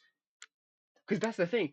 Blake only created clones just off of dust. Where she doesn't have dust, can she not use her semblance anymore? We don't know. That's the problem. Thirdly, we have how semblances can inform a great deal about a given character's personality, but also how some. You already said this. You already said this before. Some people might build an entire fighting style around their semblance, looking at you, Winter, but Yang does that too. Yang is a close range fighter, and since she fights close range, she can get hit harder, and therefore she can get hit more. She has more chance to get hit more, therefore it boosts her power. Same thing for Adam. Same thing for fucking fucking Weiss. That's why she has that little fucking revolver shit around her thing. Therefore, it's easy to access dust. Come on, bro. Ruby is a freaking is a fast person. So guess what? Since she's a speedy type, she's gonna focus. Like, come on, you can't. Come on, bro. Harriet, she's super fast, so she can have gauntlets, so she can therefore that can complement her fighting style of running super fast. Like, come on, a bunch of characters do that. other fighting styles remain the same even when bereft of semblance or weapon. Hi Yang! But fourth and finally, what I think ties this all together is aura, and what I feel makes it stand out from a large part of the pack to many other action-oriented series which manifests in a few ways. Off the cuff, aura's protective barrier means that even sparring on Remnant can look lethal, as long as someone's aura holds, they at most only experience sensation but take no actual damage. This also means What? Off the cuff, aura's protective barrier means that even sparring on Remnant can look lethal, as long as someone's aura holds, they at most only experience sensation but take no actual damage. No. You can't say it's lethal then, because that is hilarious. You're saying that it's lethal. You're saying that it's lethal, but you're saying that they don't take any actual damage. Then it's not lethal, and then it's not lethal by that definition, because you're not gonna take any damage if you have aura and you get hit. Makes it stand out from a large part of the pack to many other action-oriented series which manifest in a few ways. Off the cuff, aura's protective barrier means that even sparring on Remnant can look lethal, as long No. It can look lethal, but it's not lethal because guess what? They're not gonna take any actual. You're not gonna take any actual damage from that. So they're not gonna take any actual damage from that. So therefore, it's not lethal. It's a falsity. It's a freaking it's a pufferfish, bro. Oh, it tries to look it looks lethal, but it's not lethal because they can just heal. So therefore, if something actually bad happens, do we have to take it seriously? Because not like they're gonna take actual a lot of damage from that. as someone's aura holds, they at most only experience sensation but take no actual damage. Yeah, they're gonna. It looks lethal, but it's not lethal. I no, I don't care. Then why should we take any lethal hit seriously? Because guess what? It's a facade. It just looks lethal, but it's not lethal. So we can't take the fighting seriously. That's not a good thing to talk about, my friend. This also means that on Remnant, winning a battle is about the following: wearing down a foe until their protective barrier grows thin enough to pierce or break entirely. Tyrion vs Crow is a clear and easy example where we see aura go from peak to fragmenting to gone. Next is finding a workaround to a foe's aura, usually Yeah, I think only happened once, buddy. And also that's a bad example because you're showing Weiss doing this. This also means that on You're showing Weiss. Remnant, winning a battle is about the following: wearing down a foe until What you're showing Weiss doing this stupid thing right here. She's trying to summon a whole thing, and she's fighting a more agile person right here in this enclosed space. That's damn man, your editor really not make you sound good, bro. until their protective barrier grows thin enough to pierce or break entirely. Tyrion vs Crow. Because this should not even be happening. Why should know not to do this? Literally in the middle of battle, she's gonna close her eyes in the middle of battle if all she did was just push him. Close her eyes in the middle of battle when she just pushed away Vernal. Like, bro, protective barrier grows thin. You gotta train your family can't train you for shit, bro. Sue their asses. Enough to pierce. Oh wait, well Jacques dead, and then you don't have the house anymore, so you gotta sue them for it. Or break entirely. Tyrion vs Crow is a clear and easy example where we see aura go from peak to fragmenting to gone. Next is finding a workaround to a foe's aura, usually. Yeah, and that only happened in that fight alone. That's so funny. That only happened in that fight alone. most of the fight it's either one shots. It's a lot of one shots, bro. Like what happened with Neo. Neo in Volume 8, she one shots Yang and her aura is gone. So a lot of Ruby is just one shot or one lethal blow, or is all gone. All gone. Not like it's not fragmenting. No, no, no. One big hit, or is just all gone. A lot of fights with Ruby just end up like that. Which is one big hit after, and then that aura is all gone. So we don't see it fragment. Come on, man. By surprise attack, but shock and pain can work. As aura doesn't disable sensation, lightning, for instance, can still impact a person on a sensory level, if not a physical level, thus breaking their concentration. Finally, there's creating. Yes, but here's the thing: it doesn't. We don't really need to be a feel. We don't have to feel worry about that character because sure, he's only gonna feel. He's not gonna actually get hurt. So why should we care if a character gets hurt? Right? Why should you care if a character actually gets hurt if they're only just feeling something and not actually getting actually getting a muscle hurt or some shit like that?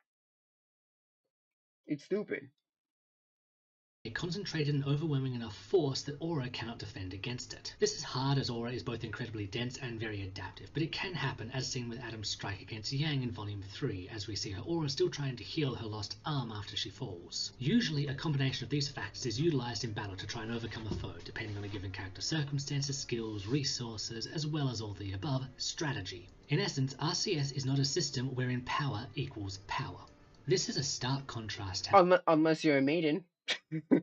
Unless you're a maiden, then you just have power, bro. You don't really need to think about strategy if you're a maiden. Ki, mana, or other similar energies are often used where more energy a person has, the more raw power they have, often enhancing them in every capacity like speed as well as strength. In contrast, on Remnant, the amount of aura one has relates only to one thing. Not always, because Goku was weaker than Goku was weaker than Raditz in the Saiyan saga, and Goku needed a strategy to beat Raditz. Goku needed Piccolo's help to beat Raditz. Yajirobe in the Saiyan saga, we know how Goku won because he had Yajirobe cut off his tail. He needed people's help. So even within Dragon Ball, you want to use that for example, there is strategy within Dragon Ball. Obviously, nowadays is not anymore, but there is strategy in Dragon Ball. You can't just say all of Dragon Ball is like that, bro. You can't say all of Dragon Ball, my number is bigger than yours. Their stamina. Jean, for example, is known to have a lot of aura, but this doesn't make him stronger or faster or otherwise able to outfight a more experienced. No, it makes no sense because Jean is from a line of he's a descendant of someone who's in the war, and yet he does not know anything about he does not know anything about aura, he does not know anything about a semblance, he doesn't know anything about those things, and it makes no sense for him not to know those things. If it was an isekai, okay, then I can agree why Jean does not know those things. But this is not an isekai, alright? Jean was born in Remnant and raised in Remnant, and he does not know anything about aura. That makes no fucking sense.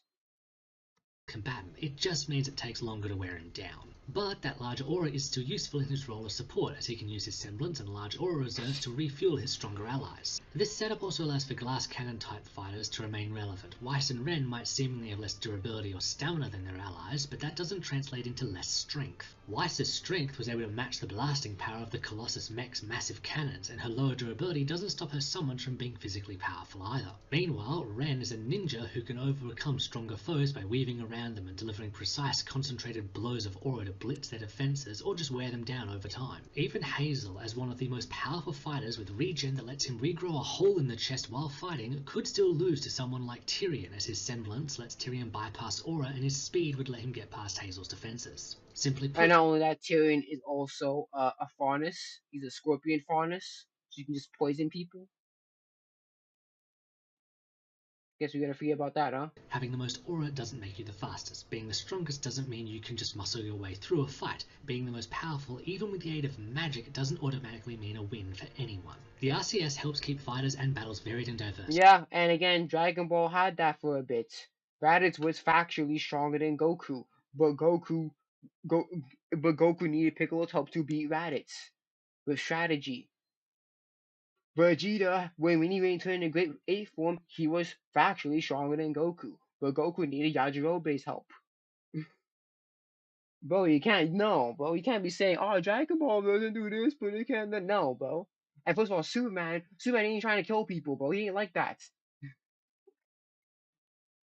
while ensuring that different characters with different skill sets and strengths can all remain relevant. Bad matchups don't just happen because one person is stronger than the other, but because their specific skills and resources are a good counter to their opponents. Which also means a shift in foes, weapons, tools, and strategy or environment, or even headspace can radically alter the outcome of a fight, and it means it's never just down to raw power. Which I just really enjoy, and it's why I think Yeah, but a lot of series do that, bro. I'm sorry. That doesn't make Ruby exceptional. I'm sorry, bro. A lot of series have strategy. Hunter x Hunter had strategy. AOT had strategy. Naruto had a bit of strategy sometimes here and there. I can't say fairy tale. No, look, fairy tale did have a bit of strategy because I remember when Gray was trying to use he coated his blades, his ice blades in blood.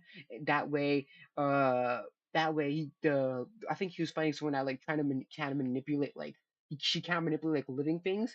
And guess what? Since he covered his blade in blood, his own blood, and it's a living thing, therefore she can't affect the ice. There is strategy within the other series. Therefore, that does not make Ruby exceptional. Remnant's combat system is perhaps one of my favorites in fiction to date. And that will be all for today. That's Thanks for if you really think that Ruby is one of your favorite things of all of fiction, you really need to start reading some more. Because trust me, Ruby's power system is not that good. Okay, although it does have a good concept, it does not have a good execution. Really does not have good execution with this freaking with how it does it. Its concept. Okay. Um, there was CG the Champ new video. Oh my gosh, fuck off. Pause it. Fuck off, man. Give me a break. Imagine being able to build anything just by thinking about it. Meet Base 44, a complete. Shut up. This dude really just got punched out of his clothes and sent flying across the block. This is the most embarrassing thing I've ever seen. Like, y'all realize this nigga can't ever show his face in public ever again, right? Because he gonna be walking down the street one day and they gonna be like, oh my God, you're the guy that went viral on Twitter for getting punched out of his clothes and was wearing some tight-ass tidy whities. Like, dude, you're cooked for life. Alrighty, ladies and Here's the thing. I know he's talking about that. I know that anime is from that's from Durara. Here's the thing, bro. That guy is built different. This man was able to lift up a vending machine and shit, bro. So I don't think he should feel any shame if he gets punched out of his clothing, bro. He's like, what do you expect to happen? If he's lifting fucking vending machine, like no problem, bro. What do you think is gonna happen if he punches me? I feel like I can survive that shit. gentlemen, welcome back to another installment of the most disrespectful moments in anime history with a twist. I'm gonna be real with y'all, the twist ain't revealed till like the last moment. Technically not to the end, but today we got 5 of some of the most unhinged, diabolical, jaw-dropping moments to ever be animated. So let's not waste no more time. Without further ado, alrighty, ladies and gentlemen, let's get right to it. Moment number 1. Osaragi teaching Dump how to praise God. Man, yo, let me tell y'all, bro. Shorty right here, Osaragi, is a bona fide demon. And again, this is another case where you could just tell. He's one of my favorite characters. I fucking love Osagi, bro. It's like her weapon is so fucking. It's just like her weapon is so fucking heavy. Like when she dropped it, right? A random guy's like, "Oh shit, what the fuck? who dropped this?" Man trying to lift it, and he won't throw his back trying to lift that shit, bro. By her Man, Osagi is appearance, chill, her bro. daily fit is a funeral dress. She dresses for the occasion while she is out here killing niggas with no Well, emotion at I all. don't know. Is that a funeral dress? Is it a funeral dress? I mean, it kind of is. It looks like it looks like a wedding mixed with a funeral dress because it has like the veil and shit. So I don't think people really know. No, a lot of people wear veils to fucking funerals. She is literally the Grim Reaper. And old girl right here, Dump, had a one-on-one date with the Grim Reaper herself. Now, how all this went down. Slur sent a bunch of serial killers to Japan to take out Sakamoto and the Order. An old psycho fine shit Dump, who was a literal cyborg that can shoot spikes out of her body, decided to go after Osaragi because she simply thought she was unattractive. She deadass hates ugly niggas. If she thinks you're chopped, she's gonna kill you. So later on one day, Osaragi went to the shrine to go pray. And you would not believe what she started to pray for. She started praying saying, "Dear God, I pray that you bring Well, me." here's the thing. I don't think she hates you. She ugly. She when she loves someone, she goes a little too far and kills people. It's not because you're ugly. Because she wants to learn how to love, but her love is basically I'm gonna kill you. So you're just wrong there. These serial killers to me so I can kill them and dismember them myself. I hope to receive this blessing. Amen. So after she finished praying, Dump pulls up right behind her. Her prayers were answered immediately. So she shoots a spike from her body, trying to impale Osaragi. But Osaragi somehow blocked her attack with a coin. And she's saying after that, "Oh, thank God. My prayers have been answered. I'm about to kill a bitch today." So now I want y'all to prepare yourselves to see one of the most disrespectful things I've ever seen. Shorty told Dump, "Hello, ma'am. Do you know how to praise God?" What?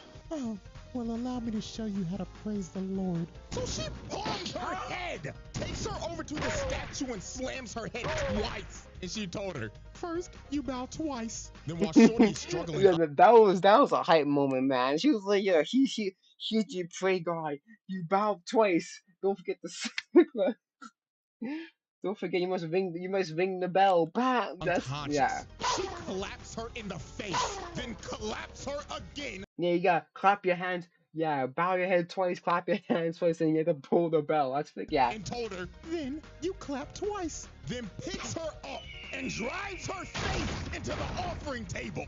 Then after she planted Yeah, you make an offering, then you ring the bell. her face in the table, last thing she said was, "And don't forget, make your offering." And flicks a coin at her unconscious body, just face planted in the ground. So after she just got embarrassed, freaky psycho fine shit gets up and start licking her lips and saying, "Ooh, I can't wait to give you a makeover, you chopped ass bitch." So Dump tries to attack her again, but Osaragi blocks that attack again, this time with a briefcase, and Dump started getting pissed off because Osaragi's just toying with her. She's blocked both of her attacks with a coin and a briefcase and was beating the hell out of her while she was praising God. So Dump just goes unga bunga on her, shooting her spikes at her. So Osaragi jumps up trying to dodge it, but Dump ends up taking away her briefcase from her and throws it out the window. And yo, look at the disappointment in her face. She is not enthused at all. This just pissed her off. She's thinking in her head, "Oh my God, my precious." So after throwing her money in the bank briefcase overboard, Osaragi officially stopped fucking around. She ripped down and kicked the temple bell at her, sending Psycho Fine Shit to a different map. So after Dump just got hit with the stage change, she started doing some freaky shit. I kid you not, she started shooting the spikes out of her titties. And then after that, she started licking her lips. Oh, hell nah. Yeah, I'm gonna be real. I can't call her fine shit no more. This is too freaky. Her new name from now on is, Freaky Spike Bitch or some shit. I don't know. Anyways, when Freaky Spike Bitch shot them spikes out of her titties, she completely bricked and only hit Osaragi's hand. And this right here is when Dump started regretting everything. Osaragi starts walking her down with her hand impaled, moving through the spike, grabs her hand and tells her, "I'm about to rock your shit, twin." Send her freaky ass into another building. And Osaragi was not done. She was about to tee up on this freaky hoe. Dump ran at her and shot a spike. She parries it. Then she jumps up. Then kicked her so hard the bitch spun 5 times. And she wasn't even done after that. She started juggling her ass down the aisle, turning into a human pinball machine. So after Osaragi finished juggling her, she ends up being conveniently right by her briefcase. And guess what is inside her briefcase? Well, it wasn't convenient because it showed where she kicked it. Because it showed literally two dudes trying to lift it and they couldn't lift it. So I don't want to say it's really convenient, but whatever. Big ass buzzsaw in that bitch. And when Dump saw this, she knew it was over. Cause her backstory started playing. Talking about how she became a serial killer because she wanted to be loved. Like, nigga, what? Weird ass. Yeah. You know, she didn't kill people when she. Like, did you even read Sakamoto Days, bro, or even watch it? Because that's literally why she killed people, because she wanted love. She didn't kill people when she didn't kill people when they're chopped. What? Ass freak ass hoe. And y'all have watched enough anime, so y'all know good and well. This is Anime 101. If a character is near death and starts seeing their backstory, there is a 99.9% chance that they're about to die. And she straight up Yeah, told unless you're Pell from One Piece. Unless you're Pell from One Piece, then it's different. Cause Pell that happened to Pell, and he's still alive to this day, which is that should not happen. Shorty before she killed her. Because people like you exist, I am needed by God. So because of that reason, I I love love you. you. And tell me Yeah, why and yeah, she accepted that shit when she when she told that, like, yeah, people like you give me existence. You give me purpose, so therefore I love you because the way you are. And she's like, I. She accepted that fate quickly, bro. smiling right now. What the fuck? You know what, bruh? I guess she got her final wish before she was about to die for somebody to love her. Bonkers. So Otsaraki revs up that buzzsaw, dashes at Shorty, and splits this freaky spike bitch down the middle. Fatality. And with that, Osaragi continued to spread the word of God to these freaky ass hoes. Yeah. Alright. He does literally. He's like, yeah, people like you give me purpose, so I love you. Dump was like, like, she accepted her fate, though. She's like, my life, my my journey has come to an end. My life is completed. This disrespectful party going, shall we? So, moment number 2. Nagumo embarrassing a nonchalant. Oh yeah, Nagumo, he embarrassed. I think his name is Crusher or Crush or something like that. He embarrassed him, bro. Embarrassed On him. Dreadhead. Now, we're still on Sakamoto days, and this is the same plot. This time, however, though, the serial killer is this big buff Dreadhead nigga called the Minimalist. Oh And yeah, this dude goes he's a minimalist. I'm sorry, he's not. Well, his ability is basically crushing things to like a small ball. around crushing things to as small as they can get. And his target was Sakamoto. So later on that same day, he pulls up to Sakamoto's convenience store and he ends up confronting his wife. So she tells him, Yeah, he confronts Kobeni.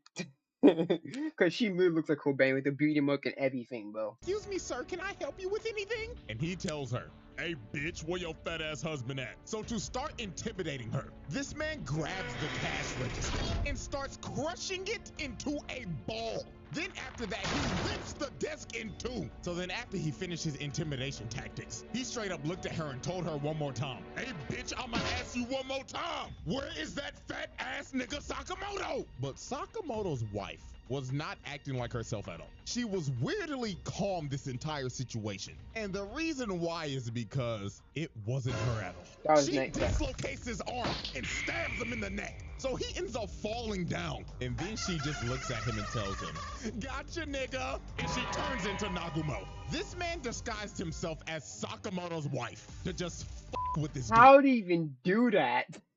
I know it's rule of cool, but like, how can he even do that? Cause see, Nagumo's 6'3". If he's able to make himself shrink like that, that is crazy. And the knife that he stabbed him with was a toy knife. And he was like, "Oh man, you're lucky that wasn't real, bro. Looks like my goofy ass forgot to swap it out for a real one." So the minimalist is pissed off. He like, "Oh hell nah, man, I'ma kill you, nigga." But Nagumo teleports right behind him. And look at this dude's face, man. Yeah, he's like, is that real now?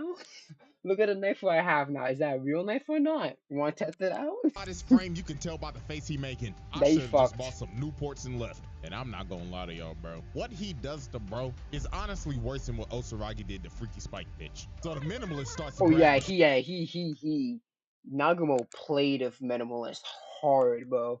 He's like, choose a number. Which one? I have. See, I have a Swiss Army weapon. Which one do you want to die by? Choose a number and pick any number. You're gonna die by one of them. saying, man, I've killed 432 people. But what your goofy ass gonna do to me, huh, nigga? And when bro said this, Nagumo deadass looked at bro like, wow, man, that's amazing. You count everybody that you killed? Holy, you might be smarter than a 5th grader. So this pisses dude off. So he goes in the puncher but hits straight air, and this man Nagumo is just chilling on top of the shelf with bro's phone, and he's just looking through it like, wow, man, I'm disappointed. How are you a 6'5" nonchalant dreadhead and your phone is as dry as the Sahara Desert? Like, really, my nigga, no hoes at all? Dude, Dennis would be ashamed. So this pissed him off. But what sent Yeah, him he's like, yo, give me my phone, but yeah, he was like, middle is like 6'11". So he was like, yo, give me my phone, but nosy ass nigga. the edge is when Nagumo said, I wonder what I'll find in your search history. And look how mad this nigga gets. Oh my God. Looks like this man does not use the incognito browser for you know what. And he like, I'ma kill you, nigga. So he starts to chuck metal balls at Nagumo, but bro was just casually dodging every single one. So after this man just tried to hit him for like 5 minutes straight, the entire convenience store is wrecked and Nagumo just disappeared. The bro got impatient and started to look for him. So he opens this cooler, and when he's digging through it, trying to look through it, another version of himself pops up and starts choking this man through the glass and rips him through the door. And just look at this man. Dude is getting choked out by himself. And Nagumo turns back like, gotcha, nigga. So he throws him across the room and starts opening his briefcase and says, I'll let you choose how you die. As this man pulls out a weapon with 6 attachments and he tells him, pick a number This 1. man had a freaking army. He literally had a Swiss Army knife. This guy's insane, bro. Through 6. So the minimalist just loses it and tries to crush him. But Nagumo just tells bro, oh man, you're no fun. So looks like we're rolling the die. And yo, I'm gonna tell you. Yo. Then he's like, here you go. He does like the magic trick and oh my, okay. This Well, is let one me of the explain nastiest it. things I've ever seen. He Let me shows explain. his hands and he's like, ooh, where did it go? And it ended up being in his mouth. So he spat out number 3. So Nagumo grabbed his head with a oversized can opener and cut his head clean off. Fatality. Yeah, man, this is one of the most disrespectful things I've ever seen. From going through this man's phone, choking him to death with his own body, doing a magic trick mid-fight, then killing him with an oversized can opener? Yeah, man, this dude just went out sad. Alrighty, ladies and gentlemen. Moment number 3. Shizuo punching a man out of his fit. Yeah, Now, I saw this look, one. if I saw Durara. y'all have never seen Do-Ra-Ra-Ra, I'm gonna recommend it to you right now. It's a good watch. Yeah, it is a good watch. I recommend it to you guys. It's not like it is action. It's not action heavy. That's the thing. It's not super action heavy, but there is action in it. And then when it gets to action, it's pretty good. It's not again. I'm not again. I haven't finished it actually. I need to get back into Durara. Low key, I need to get back into it. I think I'm on Durara.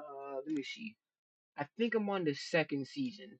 If I'm not, I think I'm on Durara ×2. Let me see. What is my list? Mm, my list is here somewhere.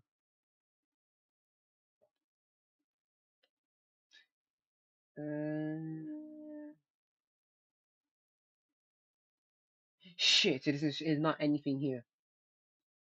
Fuck. Whatever. I know I'm on Durara ×2. I know I'm on that one for sure. Yeah, I need to really get back into Durara. It was on Netflix. That's how I got into it. I got into it because it was on Netflix, and then I just stopped watching it. I don't know what happened. Okay, I just stopped watching from Netflix altogether. So I need to get back into Durara. I might restart. I might restart actually. But I think if I watch an episode or two, I might remember where I left off of. There's some pretty wild shit that happened in this show. And one of the main culprits of wildness in this show is none other than Shizuo Heiwajima. And what I'm about to show you is a top 10 disrespectful moment of all time. So let's set the stage real quick. The reason why this happened is because of Isaiah. Because earlier on this day, this man was in a fight with this. Yeah, him and the blonde guy and him have like a beef, bro. Him and the coke guy. I don't know. I forgot why. But yeah, they have like a beef with each other and shit. Goofy ass gangster nigga. And when bro attacked him, Isaiah dodged it. But he just didn't dodge it. He also scalped this nigga's head. He gave bro a ball spot of doom right in front of the the girls he was trying to impress. So this nigga was quite literally scaring the hoes. So he either has to cut that shit off and restart or spend thousands of dollars on a hair transplant. Now I want y'all No, I think he'd be fine. I mean, he just has shaved bald. Be bald for a bit, and then he'll grow his hair back. Cause now he fucking scalped him. to remember this dude because he's gonna be back later. So now we fast Oh, forward he pissed 5 minutes himself. later. So Isaiah is just chilling on the street talking to Mikado. But while this man was just having a conversation, a trash can comes flying and hits Isaiah across the head. And the person who threw that trash can was Shizuo. And bro was not here to goof around. He was ready to fight Isaiah on sight. So when these two were about to just start duking it out in the middle of the street, the nigga with the bald spot pulls back up and he brings a bunch of goons with him. So they start surrounding Isaiah and Shizuo. And old boy started telling Isaiah, "Hey, you punk pussy dumb bitch. We about to you up for fucking up my hairline from earlier, nigga. Yeah, you don't with the dollars and get away with it, nigga." But when they had them surrounded, they ended up realizing that they had Shizuo. Yeah, it's so funny. I remember that. Yeah, because they had the dollars. The dollars like the biggest gang ever. And then like when I'm okay, spoiler alert for Drama. 3, 2, 1. Okay. So I remember that in season one, end of season one, basically the leader of the Dollars was like basically making like a phone call or some shit. Or like some he did some like a ringtone or whatever. We did some like message and shit, and then like a whole bunch of people just started to answer it. Because it turns out a lot of people in Japan are part of the colors because the colors is just more than just a gang. It's just like a group chat shit and stuff like that. It's like a Discord essentially. So essentially, if you're part of the Discord colors, you're essentially a part of the gang. So that's why everyone like says like the colors is the biggest one of all. It's like the biggest gang of all because essentially most people in Tokyo are part of the colors because it's essentially like Discord for people. Surrounded as well. And dude's name is feared throughout these streets, so these niggas were shook. So this is when the wildness happens. Old boy in this blue hat was so scared, his fight or flight senses took over. So his body started moving on his own, and he runs up and smacks Shizuo across the head. Oh. So after he smacked bro upside the head, the dollars is like, hold on, twin, he might not be as strong as they say. But then this man started screaming. So bro started telling old boy in this hat, "You aimed for my head. You have to know a blow like that can kill a nigga, right? And this means you were intentionally trying to kill me, right? So whatever happens next is what you deserve, right?" Even the leader was like, "Uh oh." If the honcho is saying "uh oh" or like looking like that, you're fucked, bro. Look at this stare. Bro stared into this man's soul, and old boy knew his life as he knew it was over. He wraps this man, sends bro flying out of his clothes and knocked out cold. Like, That it was so funny because that was the scene that actually got me into the anime. It was just so fucking funny how he punched the man out of his outfit, bro. That's crazy. holy Jesus, man. This might be one of the most devastating punches of all time. Like, let's look back at this again. This dude really just got punched out of his clothes and sent flying across the block. This is the most embarrassing thing I've ever seen. Like, y'all realize this nigga can't ever show his face in public ever again, right? Because he gonna be walking down the street one day and they gonna be like, "Oh my God, you're the guy that went viral on Twitter for getting punched out of his clothes and was wearing some tight-ass tidy whities." Like, dude, you're cooked for life. And just look at him twitching over there like a dead buck. Like, oh my God. So after that happened, Shizuo was not done because every one of these gang members now have a receipt that needs to be paid. So he goes after the gang members. Look at dude right here. He was He ran the man. He saw the punch like, "Oh nigga, fuck that."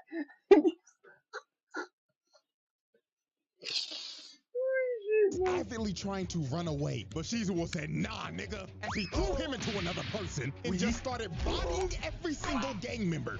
And look at This man was walking, bro.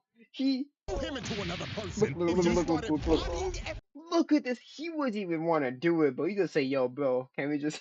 He just gonna ask him, "Yo, bro, can we?" Can we not do this, bro? Every single gang member.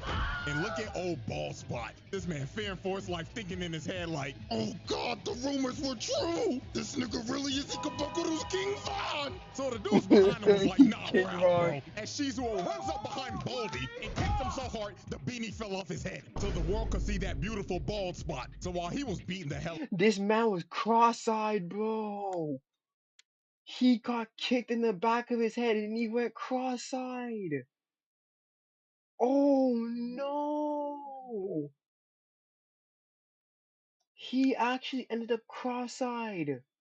bald spot. So while he was beating the Oh hell out my of everybody, goodness. Desire was like, yep, I'm out of here. But Shizuo looked at him like, hell nah, nigga, as he picks up a vending machine and tries to throw it at this man. But that brother Simon came from the roof to stop the vending machine from hitting this man, bro. But yeah, man, that's the moment, bro. This man threw a trash can cross map, punched a man out of his clothes, and bodied an entire gang after that. Like, dude, what the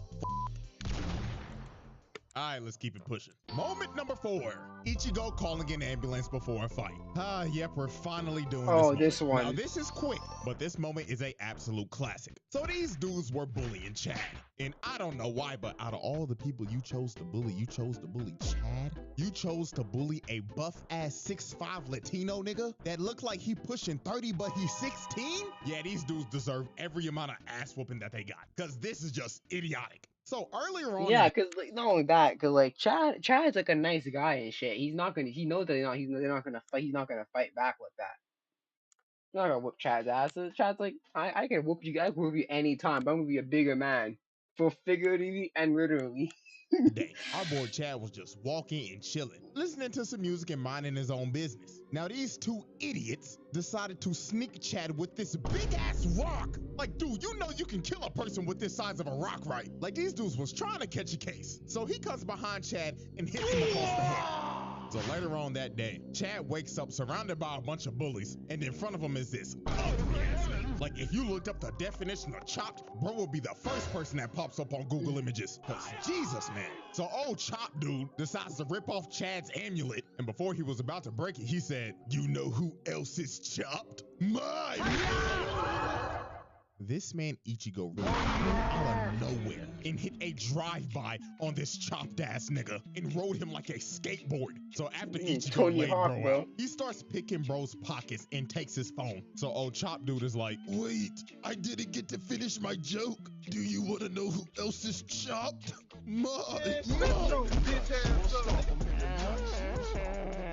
So after Ichigo stomps bro's face in, this man calls 119, aka 911 for us. So the dude pick up on the phone like, this is 911. What is your emergency? I need an ambulance. You know what? Matter of fact, 1, 2, 3, 4, 5. Yeah, 5.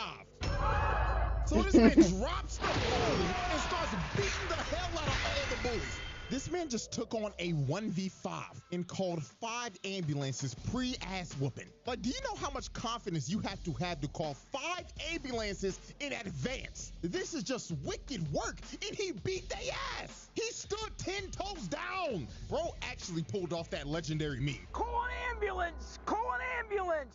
But not for me.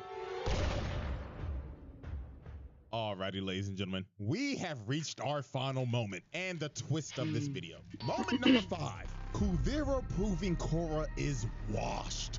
Yep. Oh yeah. Last moment ain't anime at all. Yeah, it resembles it though. But anyways, so Korra ends up confronting Kuvira because Kuvira's trying to take over Zaofu so she can unite the Earth Kingdom under her tyrannical rule. Now, this is Korra's first fight back after Zahir put her on a wheelchair for 3 years. Hey, I ain't gonna lie, y'all. Zahir trial will. Yeah, Zahir.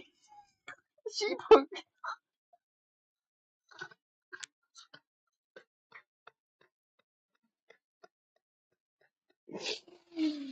I remember that scene when Zahir just put her to work, bro. I was watching that show on Nickelodeon, and I just saw her just getting the work from Zahir. That's.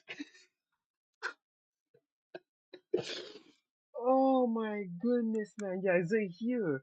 He put her out on a stretcher, man. Oh shit, bro. Yeah, Zahir gave her the fucking work, man.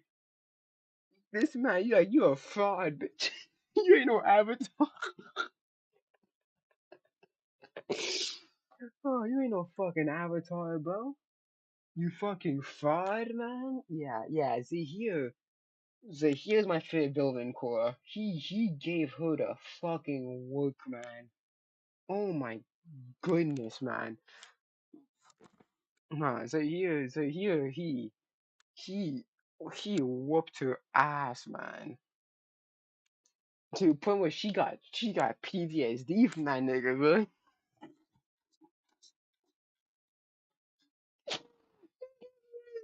He whooped her so bad, bro. She was out of commission for 3 years. He's like, nigga, you ain't no avatar. Get the fuck out of here, bro. You bum ass avatar, bro. Shit, man, nah. Zahir, man. I need to watch that shit again, cause Zahir, he put her to fucking business, man. Happen one day, because that nigga was cold as hell. But anyways, Korra decided to fight Kuvira so she Oh wouldn't take over man. Zaofu. So Kuvira was like, Oh man, yeah, I'm sorry, man. Zahir. And what he did to the Earth Queen, bro. Oh my goodness, he's brutal. Yeah, Zahir. I think Zahir is my favorite. Was my favorite villain in Legend of Korra. I probably need to watch it again to see if like Amon can compete with can be the top spot. I know Kavira sucked. I know that for a fact. But yeah, I'll need to rewatch Korra again to see like if I find Amon to be better. Turlock, I did not like him. I did not like the Dark Avatar at all.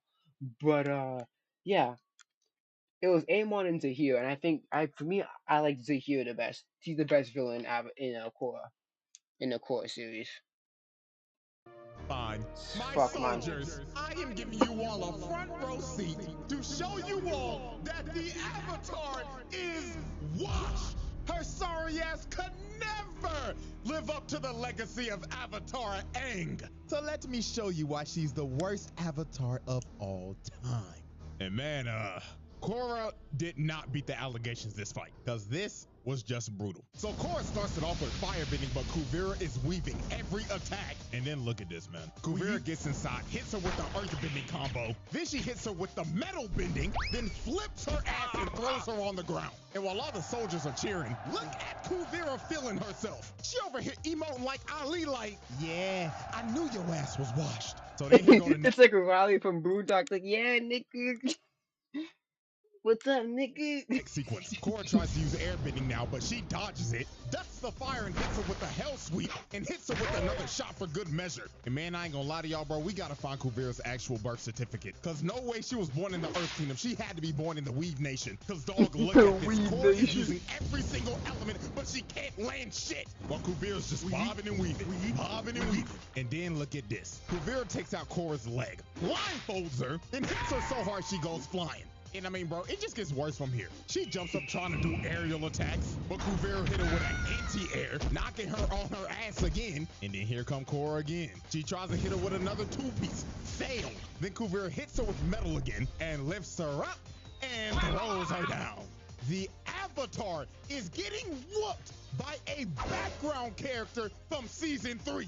This is fucking embarrassing. And then look at this. Korra has the bright idea to earthbend against her. Kuvira stops it immediately and just sends it right back at her. Like, what made you think earthbending was the answer against Kuvira? One of the best earthbenders in the fucking series. Like, come on now. So Korra was getting her ass whooped so bad. Sue straight up yelled at her and told her, bitch, if you don't go into the Avatar state right now, like, what are we doing? So when Kuvira jumps up and tries to finish Korra, Korra finally goes into the Avatar state and blows Kuvira off of her. So Korra actually ends up landing a nasty hit, finally dropping Kuvira. And it looks like Korra has finally locked in. Maybe she wasn't washed after those 3 years in a wheelchair. But when Korra was about to finish her off, her PTSD from last season kicked in as she sees her face on Kuvira. So she gets knocked out of the Avatar state, falls to her knees, and Kuvira's just looking at her with disappointment like, damn, I knew you were washed, but not this bad. So Kuvira strings Korra up, slams her in the ground, and puts her in an Earth prison. And that was it. KO. Korra was cooked. She got washed by Kuvira in 5 minutes tops, and only landed 1 hit, which was in the Avatar state, by the way. Like, Yeah, holy. she had to go to the Avatar state to hit Kuvira. Kuvira was giving her the work, bro. She was like, nigga, you Avatar, bro? Go back to talk for more training, bitch. You whack. Moly, man. So Kuvira walks her down, and she's ready to make the Avatar reincarnate right now. But Opal and Genoa saves Korra's ass, and they end up having to retreat. Yeah, they're like, yo, the fight's done, Kuvira. Relax. They didn't want to see no more, bro. They're like, yo, we're done, bro. Match over, man.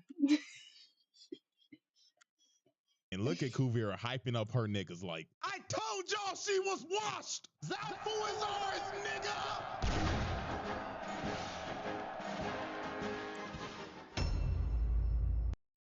nigga! Yeah, that's funny, though. That's funny, man. He whooped, she whooped her ass, man. She's like, bitch, you still washed. Go, go back for more training, then we can talk, man. Old Spice Swagger's freshness makes me smell good, so coach thinks I'm slacking.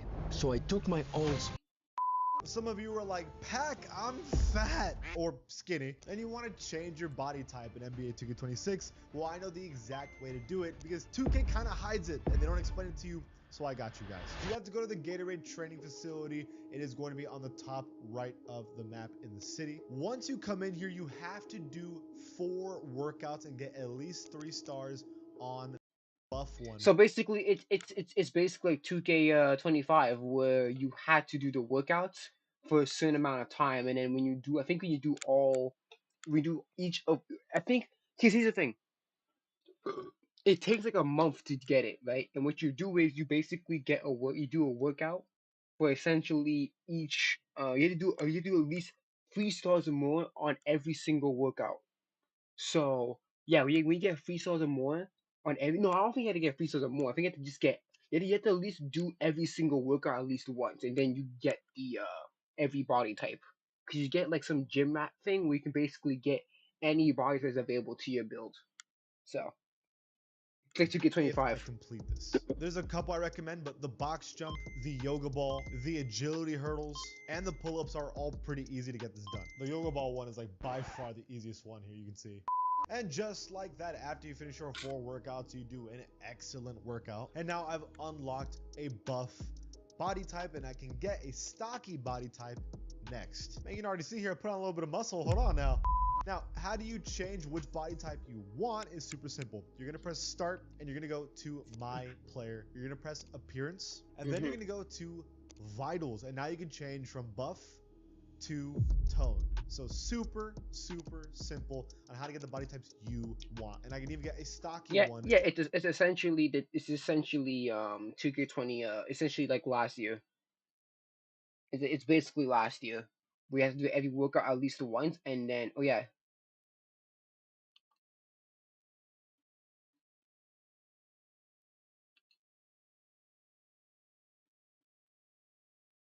I see that you're frustrated. So I made a post. Thank you again for supporting. Oh, you made a post. Who won?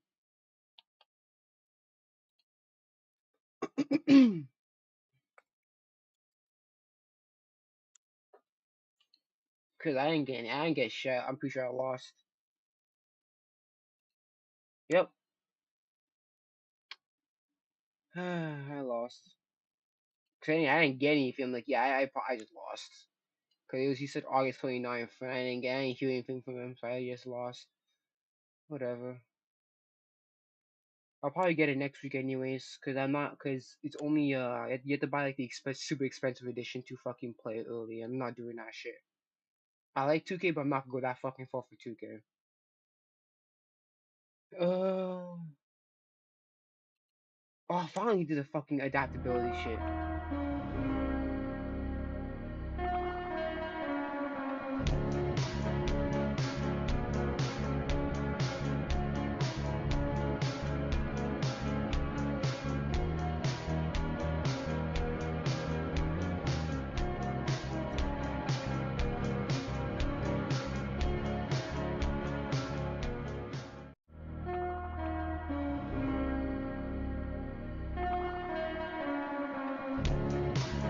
Yeah, sound my Jack. He adaptable as fuck. Anyways, what was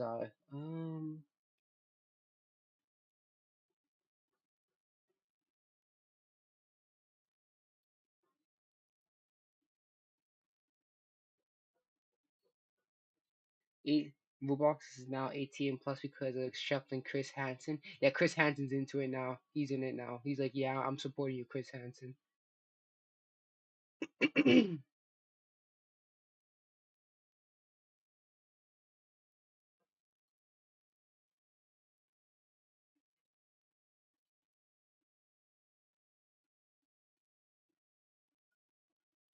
Let's see some 2K for a second.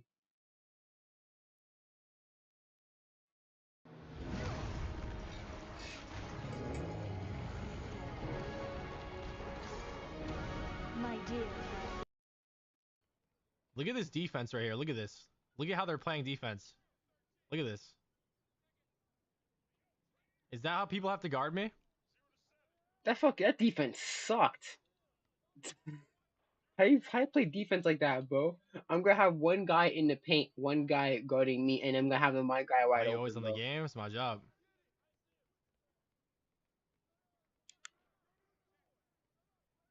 Let's go. Ooh.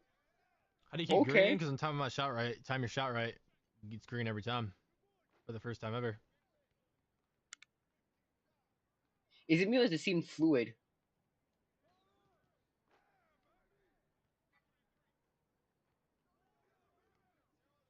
Iggy Mo might, I mean, he might be get dropped for Fana. Lacey might be playing with Fana now. You're getting double teamed. And I think Cash Out just got replaced.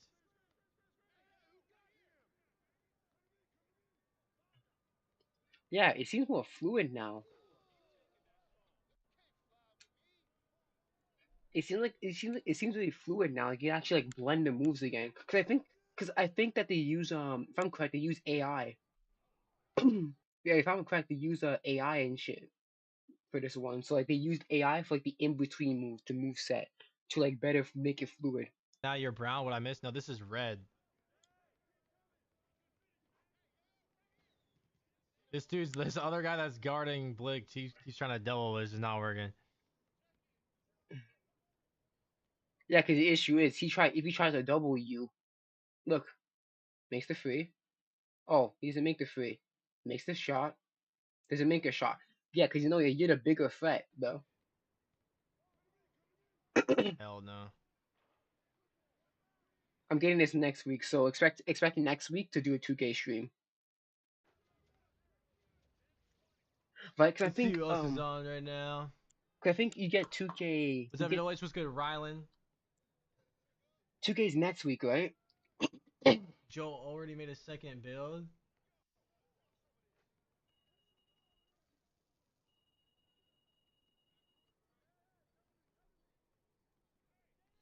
Six out of Bro, 10 on a no Steam. rhythm in 26? Yeah, What do you September. mean, Blick? What do you mean a September. no rhythm? Okay, shut the fuck up. Yeah, September 4th. That's next week. September 4th. That is when's September 4th again? That's Friday, right? Let me see. September 4th. Oh, no, that's August. September 4th is Thursday. Oh, it's Thursday. Alright. I'll probably get it day one though. Because I get paid on Friday, so I can literally buy it on Thursday, day one. Or I can buy it on the third, and then I can probably play on the fourth, and then on the then no, I can't because I'll be working, so I'll probably play on the fifth or the sixth, do like a midnight stream or some shit. Okay, all right. Yeah, but I know that I know if you get like I know if you get the fucking like the more expensive one, you can get to play it a week earlier. But I'm not doing that. I've done that. The only time I ever done something like that where I buy like a higher edition is for the Mamba edition for 2K21. I don't care. Whatever, I consent. Shut up. Fuck you, IGN. 7? Yeah. Of course it's 7. Don't really care. I don't think they have the builder yet. Let me see, because I think 2K Lab does typically do like a builder, but I don't think they have builders right now. Let's see. Yeah, they don't have build templates right now. Let me see. They don't have a builder system yet. No. Do they have custom jump shots? Recommended player. Yeah, they only have build templates now. Right now. Makes sense.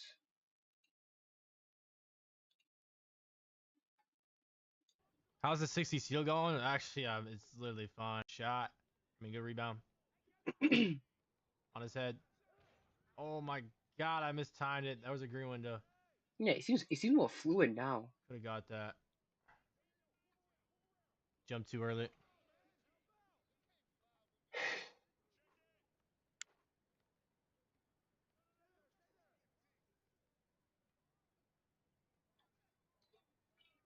Oh my god, he just Turnover. got baited so crazy. He mistimed it. That's game. Cool. Okay, that's not 2K. 2K still 2K. Um,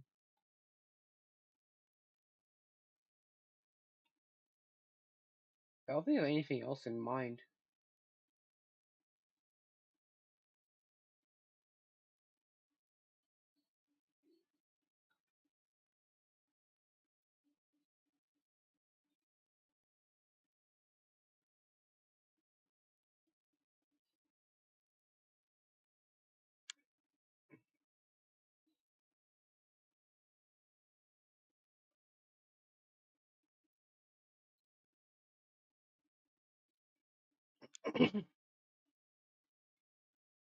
Yeah, I don't think there's anything else to do.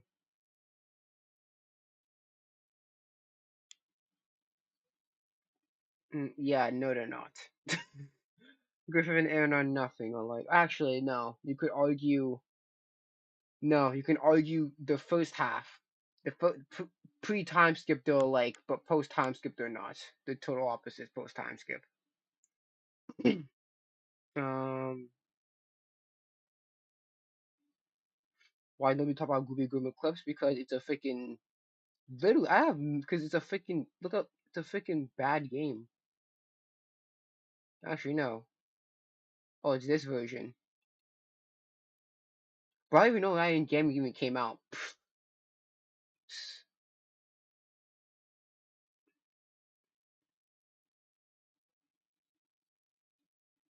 Uh,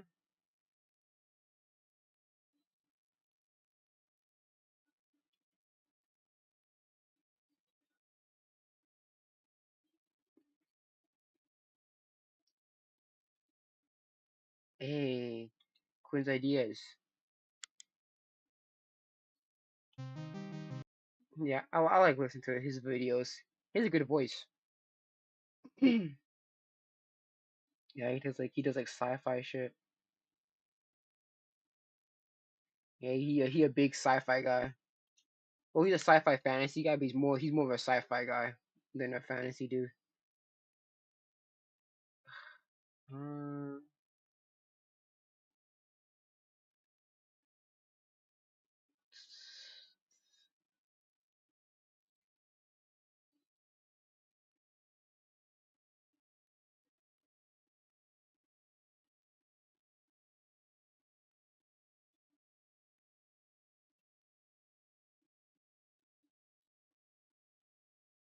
for the last few years.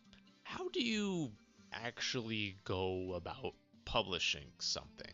Let's say you have a book, a comic book, or an animation, or even a song. How and where do you publish it? What are the steps? well, here's the thing. It depends on what you're trying to do. If you're trying to publish it traditionally, then you got much of an issue than doing that. Because traditional, it's hard. It's hard to publish traditionally. Very hard. Even then, some people tend to be a bit biased, so traditional publishing may not be the best one. I was watching this before I. This is what inspired me to watch the exceptional combat system.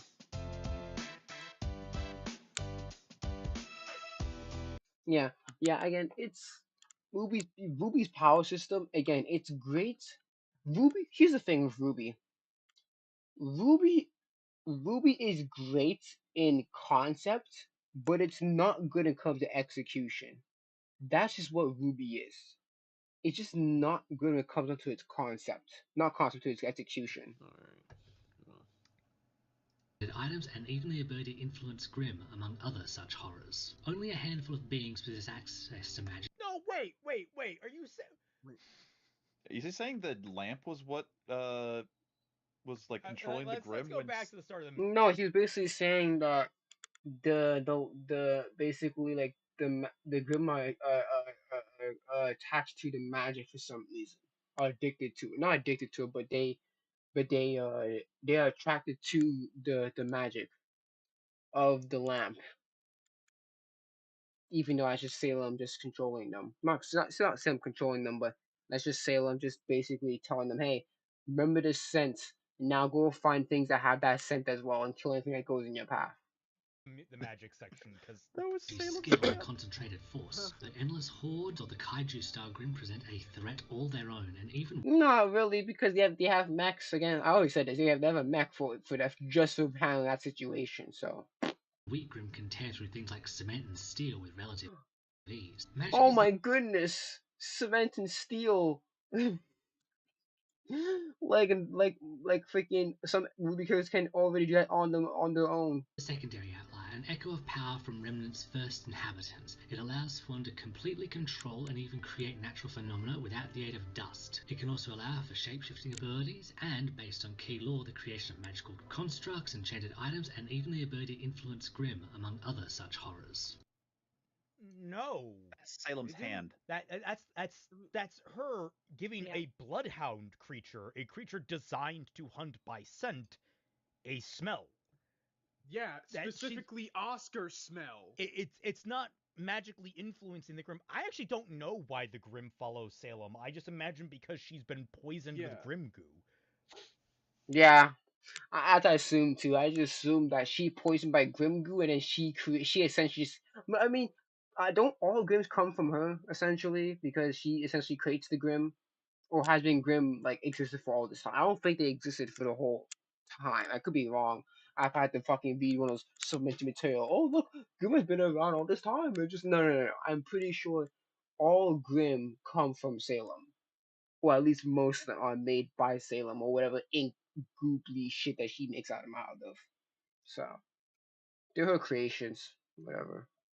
I think that he might be referring to the fact that Grimm are attracted to the relics, but that's not controlling them. And number two, then use a different clip. This clip doesn't demonstrate what you're talking about. You should have used volume 6. He might have used this clip specifically because it's a Grimm and the relic in the same shot. Okay, but you missed the sad farm boy smell. My point is that this person isn't smart, Twilight. That's why I'm trying to say. Yeah. A sad farm boy smell. I'm trying to be fair to him because I can be nasty to him sometimes. As someone who likes to be fair to people who criticize, I understand. But also, it's so. There are two Celtics. I have two sides looking at me. That I'm defending him because I shit on him earlier. That is why. Yeah. Okay.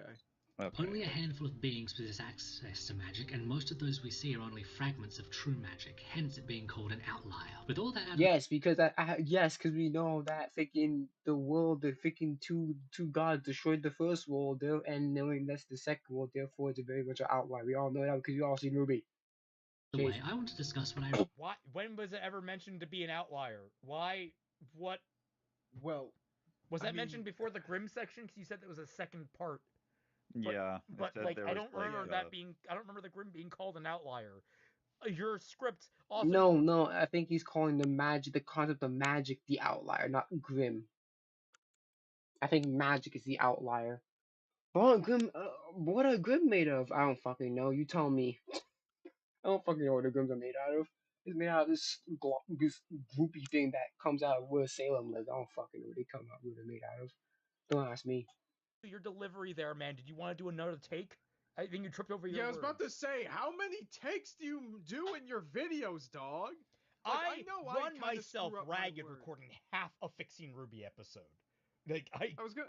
Yeah. We're gonna say, like, I fuck up sometimes when it comes to slurring my words and stuff in my videos. You can probably hear it every so often, but to do so back to back to back to back like this is just. You've been doing this longer than me, dude. What are you doing? Okay, so Serial Navigator says yes, that is exactly how he's doing it. Okay, that's fine. All right, whatever. Okay, all right. Really like about this Remnant combat system, otherwise now dubbed RCS. Firstly, I very much enjoyed the No one's going to call it that, man. Yeah, no. creative multi-purpose weapon designs and how suddenly someone's combat style and strategy can shift based on the mode their weapon is in. It creates a good sense of diversity, and that is before one factors in how they might be used to propel a person and around the arena, or the implications. No, but the thing is that Weiss's again. I know they're gonna add their own input, but Weiss's weapon is just a rapier. There's nothing. There's no other modification to her weapon besides the fact that she can just summon dust. But besides that, her rapier is just a rapier. It's not like a rapier that can shoot bullets too. No, it's a rapier that's just a rapier. That's it. Clover's weapon is just a fishing rod. There's no other modification than just a fishing rod. Harriet's. I think her name is Harriet. Harriet is just gauntlets. That's it. There's no other. I'm pretty sure there's no other freaking modification. And then Vine, he just has no weapon. He uses aura. But I think he uses. Did he use weapon? I'm not sure he uses weapon. But I think he uses aura. Right. John, sword and shield. Nothing else. There's no other attachment to it. that carry with what dust they're using. Dust is already fun in the classical. I mean, not really. Like, they don't really take too much advantage of how versatile their weapons are. Oh, Coco. Coco is just a machine gun. There's no other thing. The other guy, Yashuhashi, the big ass Asian black guy, his is just a big ass sword. There's no other modification there. Neptune, I think Neptune's just a gun. What's the other thing?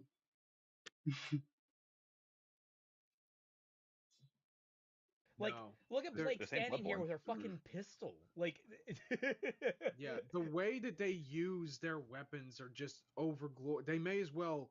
They look the same. The characters move. I mean, sorry, they look different. The characters move different, but they're functionally all the same in terms of how they factor into these fights. Mm-hmm. In a decent show, that's not the case. Like, I don't know, World Trigger or something. You know, each weapon actually functions differently in the fights in that show and the way the characters interact with it. Even when they look a little bit similar. Like they tell you something about how their tactics go. Elemental sense, in that it is cool to see things like lightning whips, shockwave shields, and fire swords, but what makes it more enjoyable is seeing how someone's strategy and style can shift on a dime based on what dust is available. Please talk about the dust problem because that's my issue. The issue is that we don't know how much dust do they have in stock, and they never explicitly say how much dust do they have, what dust do they have, or whatever. So it's just like you can't really say that because it would be also cooler if we know if they actually kept aware how much amount do they have, but we don't know that. So we just have to assume that okay, I guess Blitz is conveniently has ice dust, so she's gonna use that because that's the only thing that she has in her back pocket, I guess. Available, such as with Blake's clones. Thirdly, oh no. Yeah.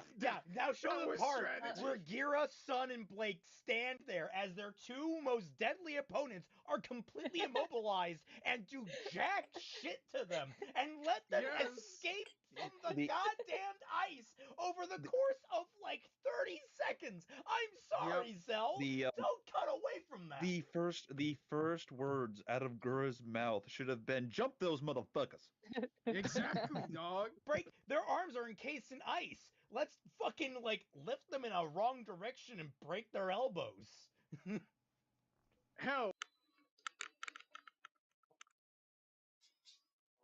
Step into Wix Studio. Oh my gosh, shut up, Wix. Oh, Jesus. Oh. I'm gonna turn off my ad. I'm gonna turn my ad blocker just back on in a second, bro. Hell, fucking just Fuck. stop. I know this is like a juvenile meme, but like just pull a Boondocks and stop them in the nuts. Come on. 234, 37, just in case I get blocked. Just in case I get video blocked, then I return to that.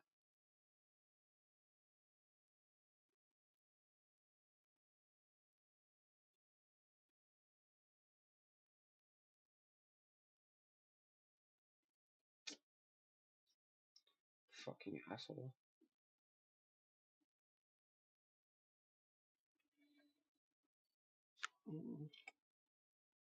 Okay. Gotcha. All right. 237, items 47. and even the ability to influence Grim, among other such. Yeah, whatever.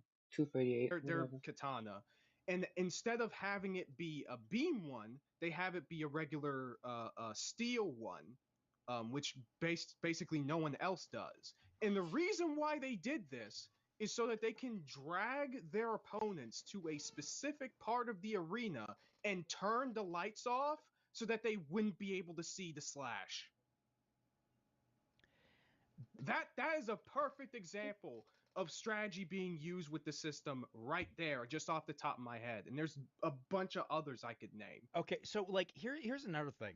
That's he's like, oh, it's an expression of their character. What does Ruby's style really express about her? She's not really impulsive. She doesn't really run headlong into things, at least typically speaking. Well, she does and she doesn't. It's inconsistent. She's inconsistent in that way, which is why it's hard to label that down. What does Weiss's semblance say about her? What, she's methodical, I guess? She's slow and methodical? That's the only way I can assume what that tells about Weiss. She's burdened by her family. I guess, but like it's it's her summoning servants to help her, so she's no better than her family, I guess, or something like that. That's not akin to a personality. It's akin to a background.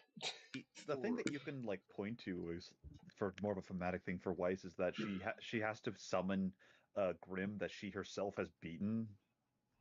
There's using her own experiences is her it's something. Okay, I think I'm getting. Yeah, I'm gonna end it, bro. I don't think you guys want. I don't think you guys want me watching. You see me watch a VOD, bro. I don't think you guys want to see me watch a freaking VOD. I can't read anything. I can't read or watch anything because I can't read or watch any anime or something or something like that. I'm gonna get my shit taken down. So, anyways, yeah, I'm gonna end the stream. It's like 1 o'clock.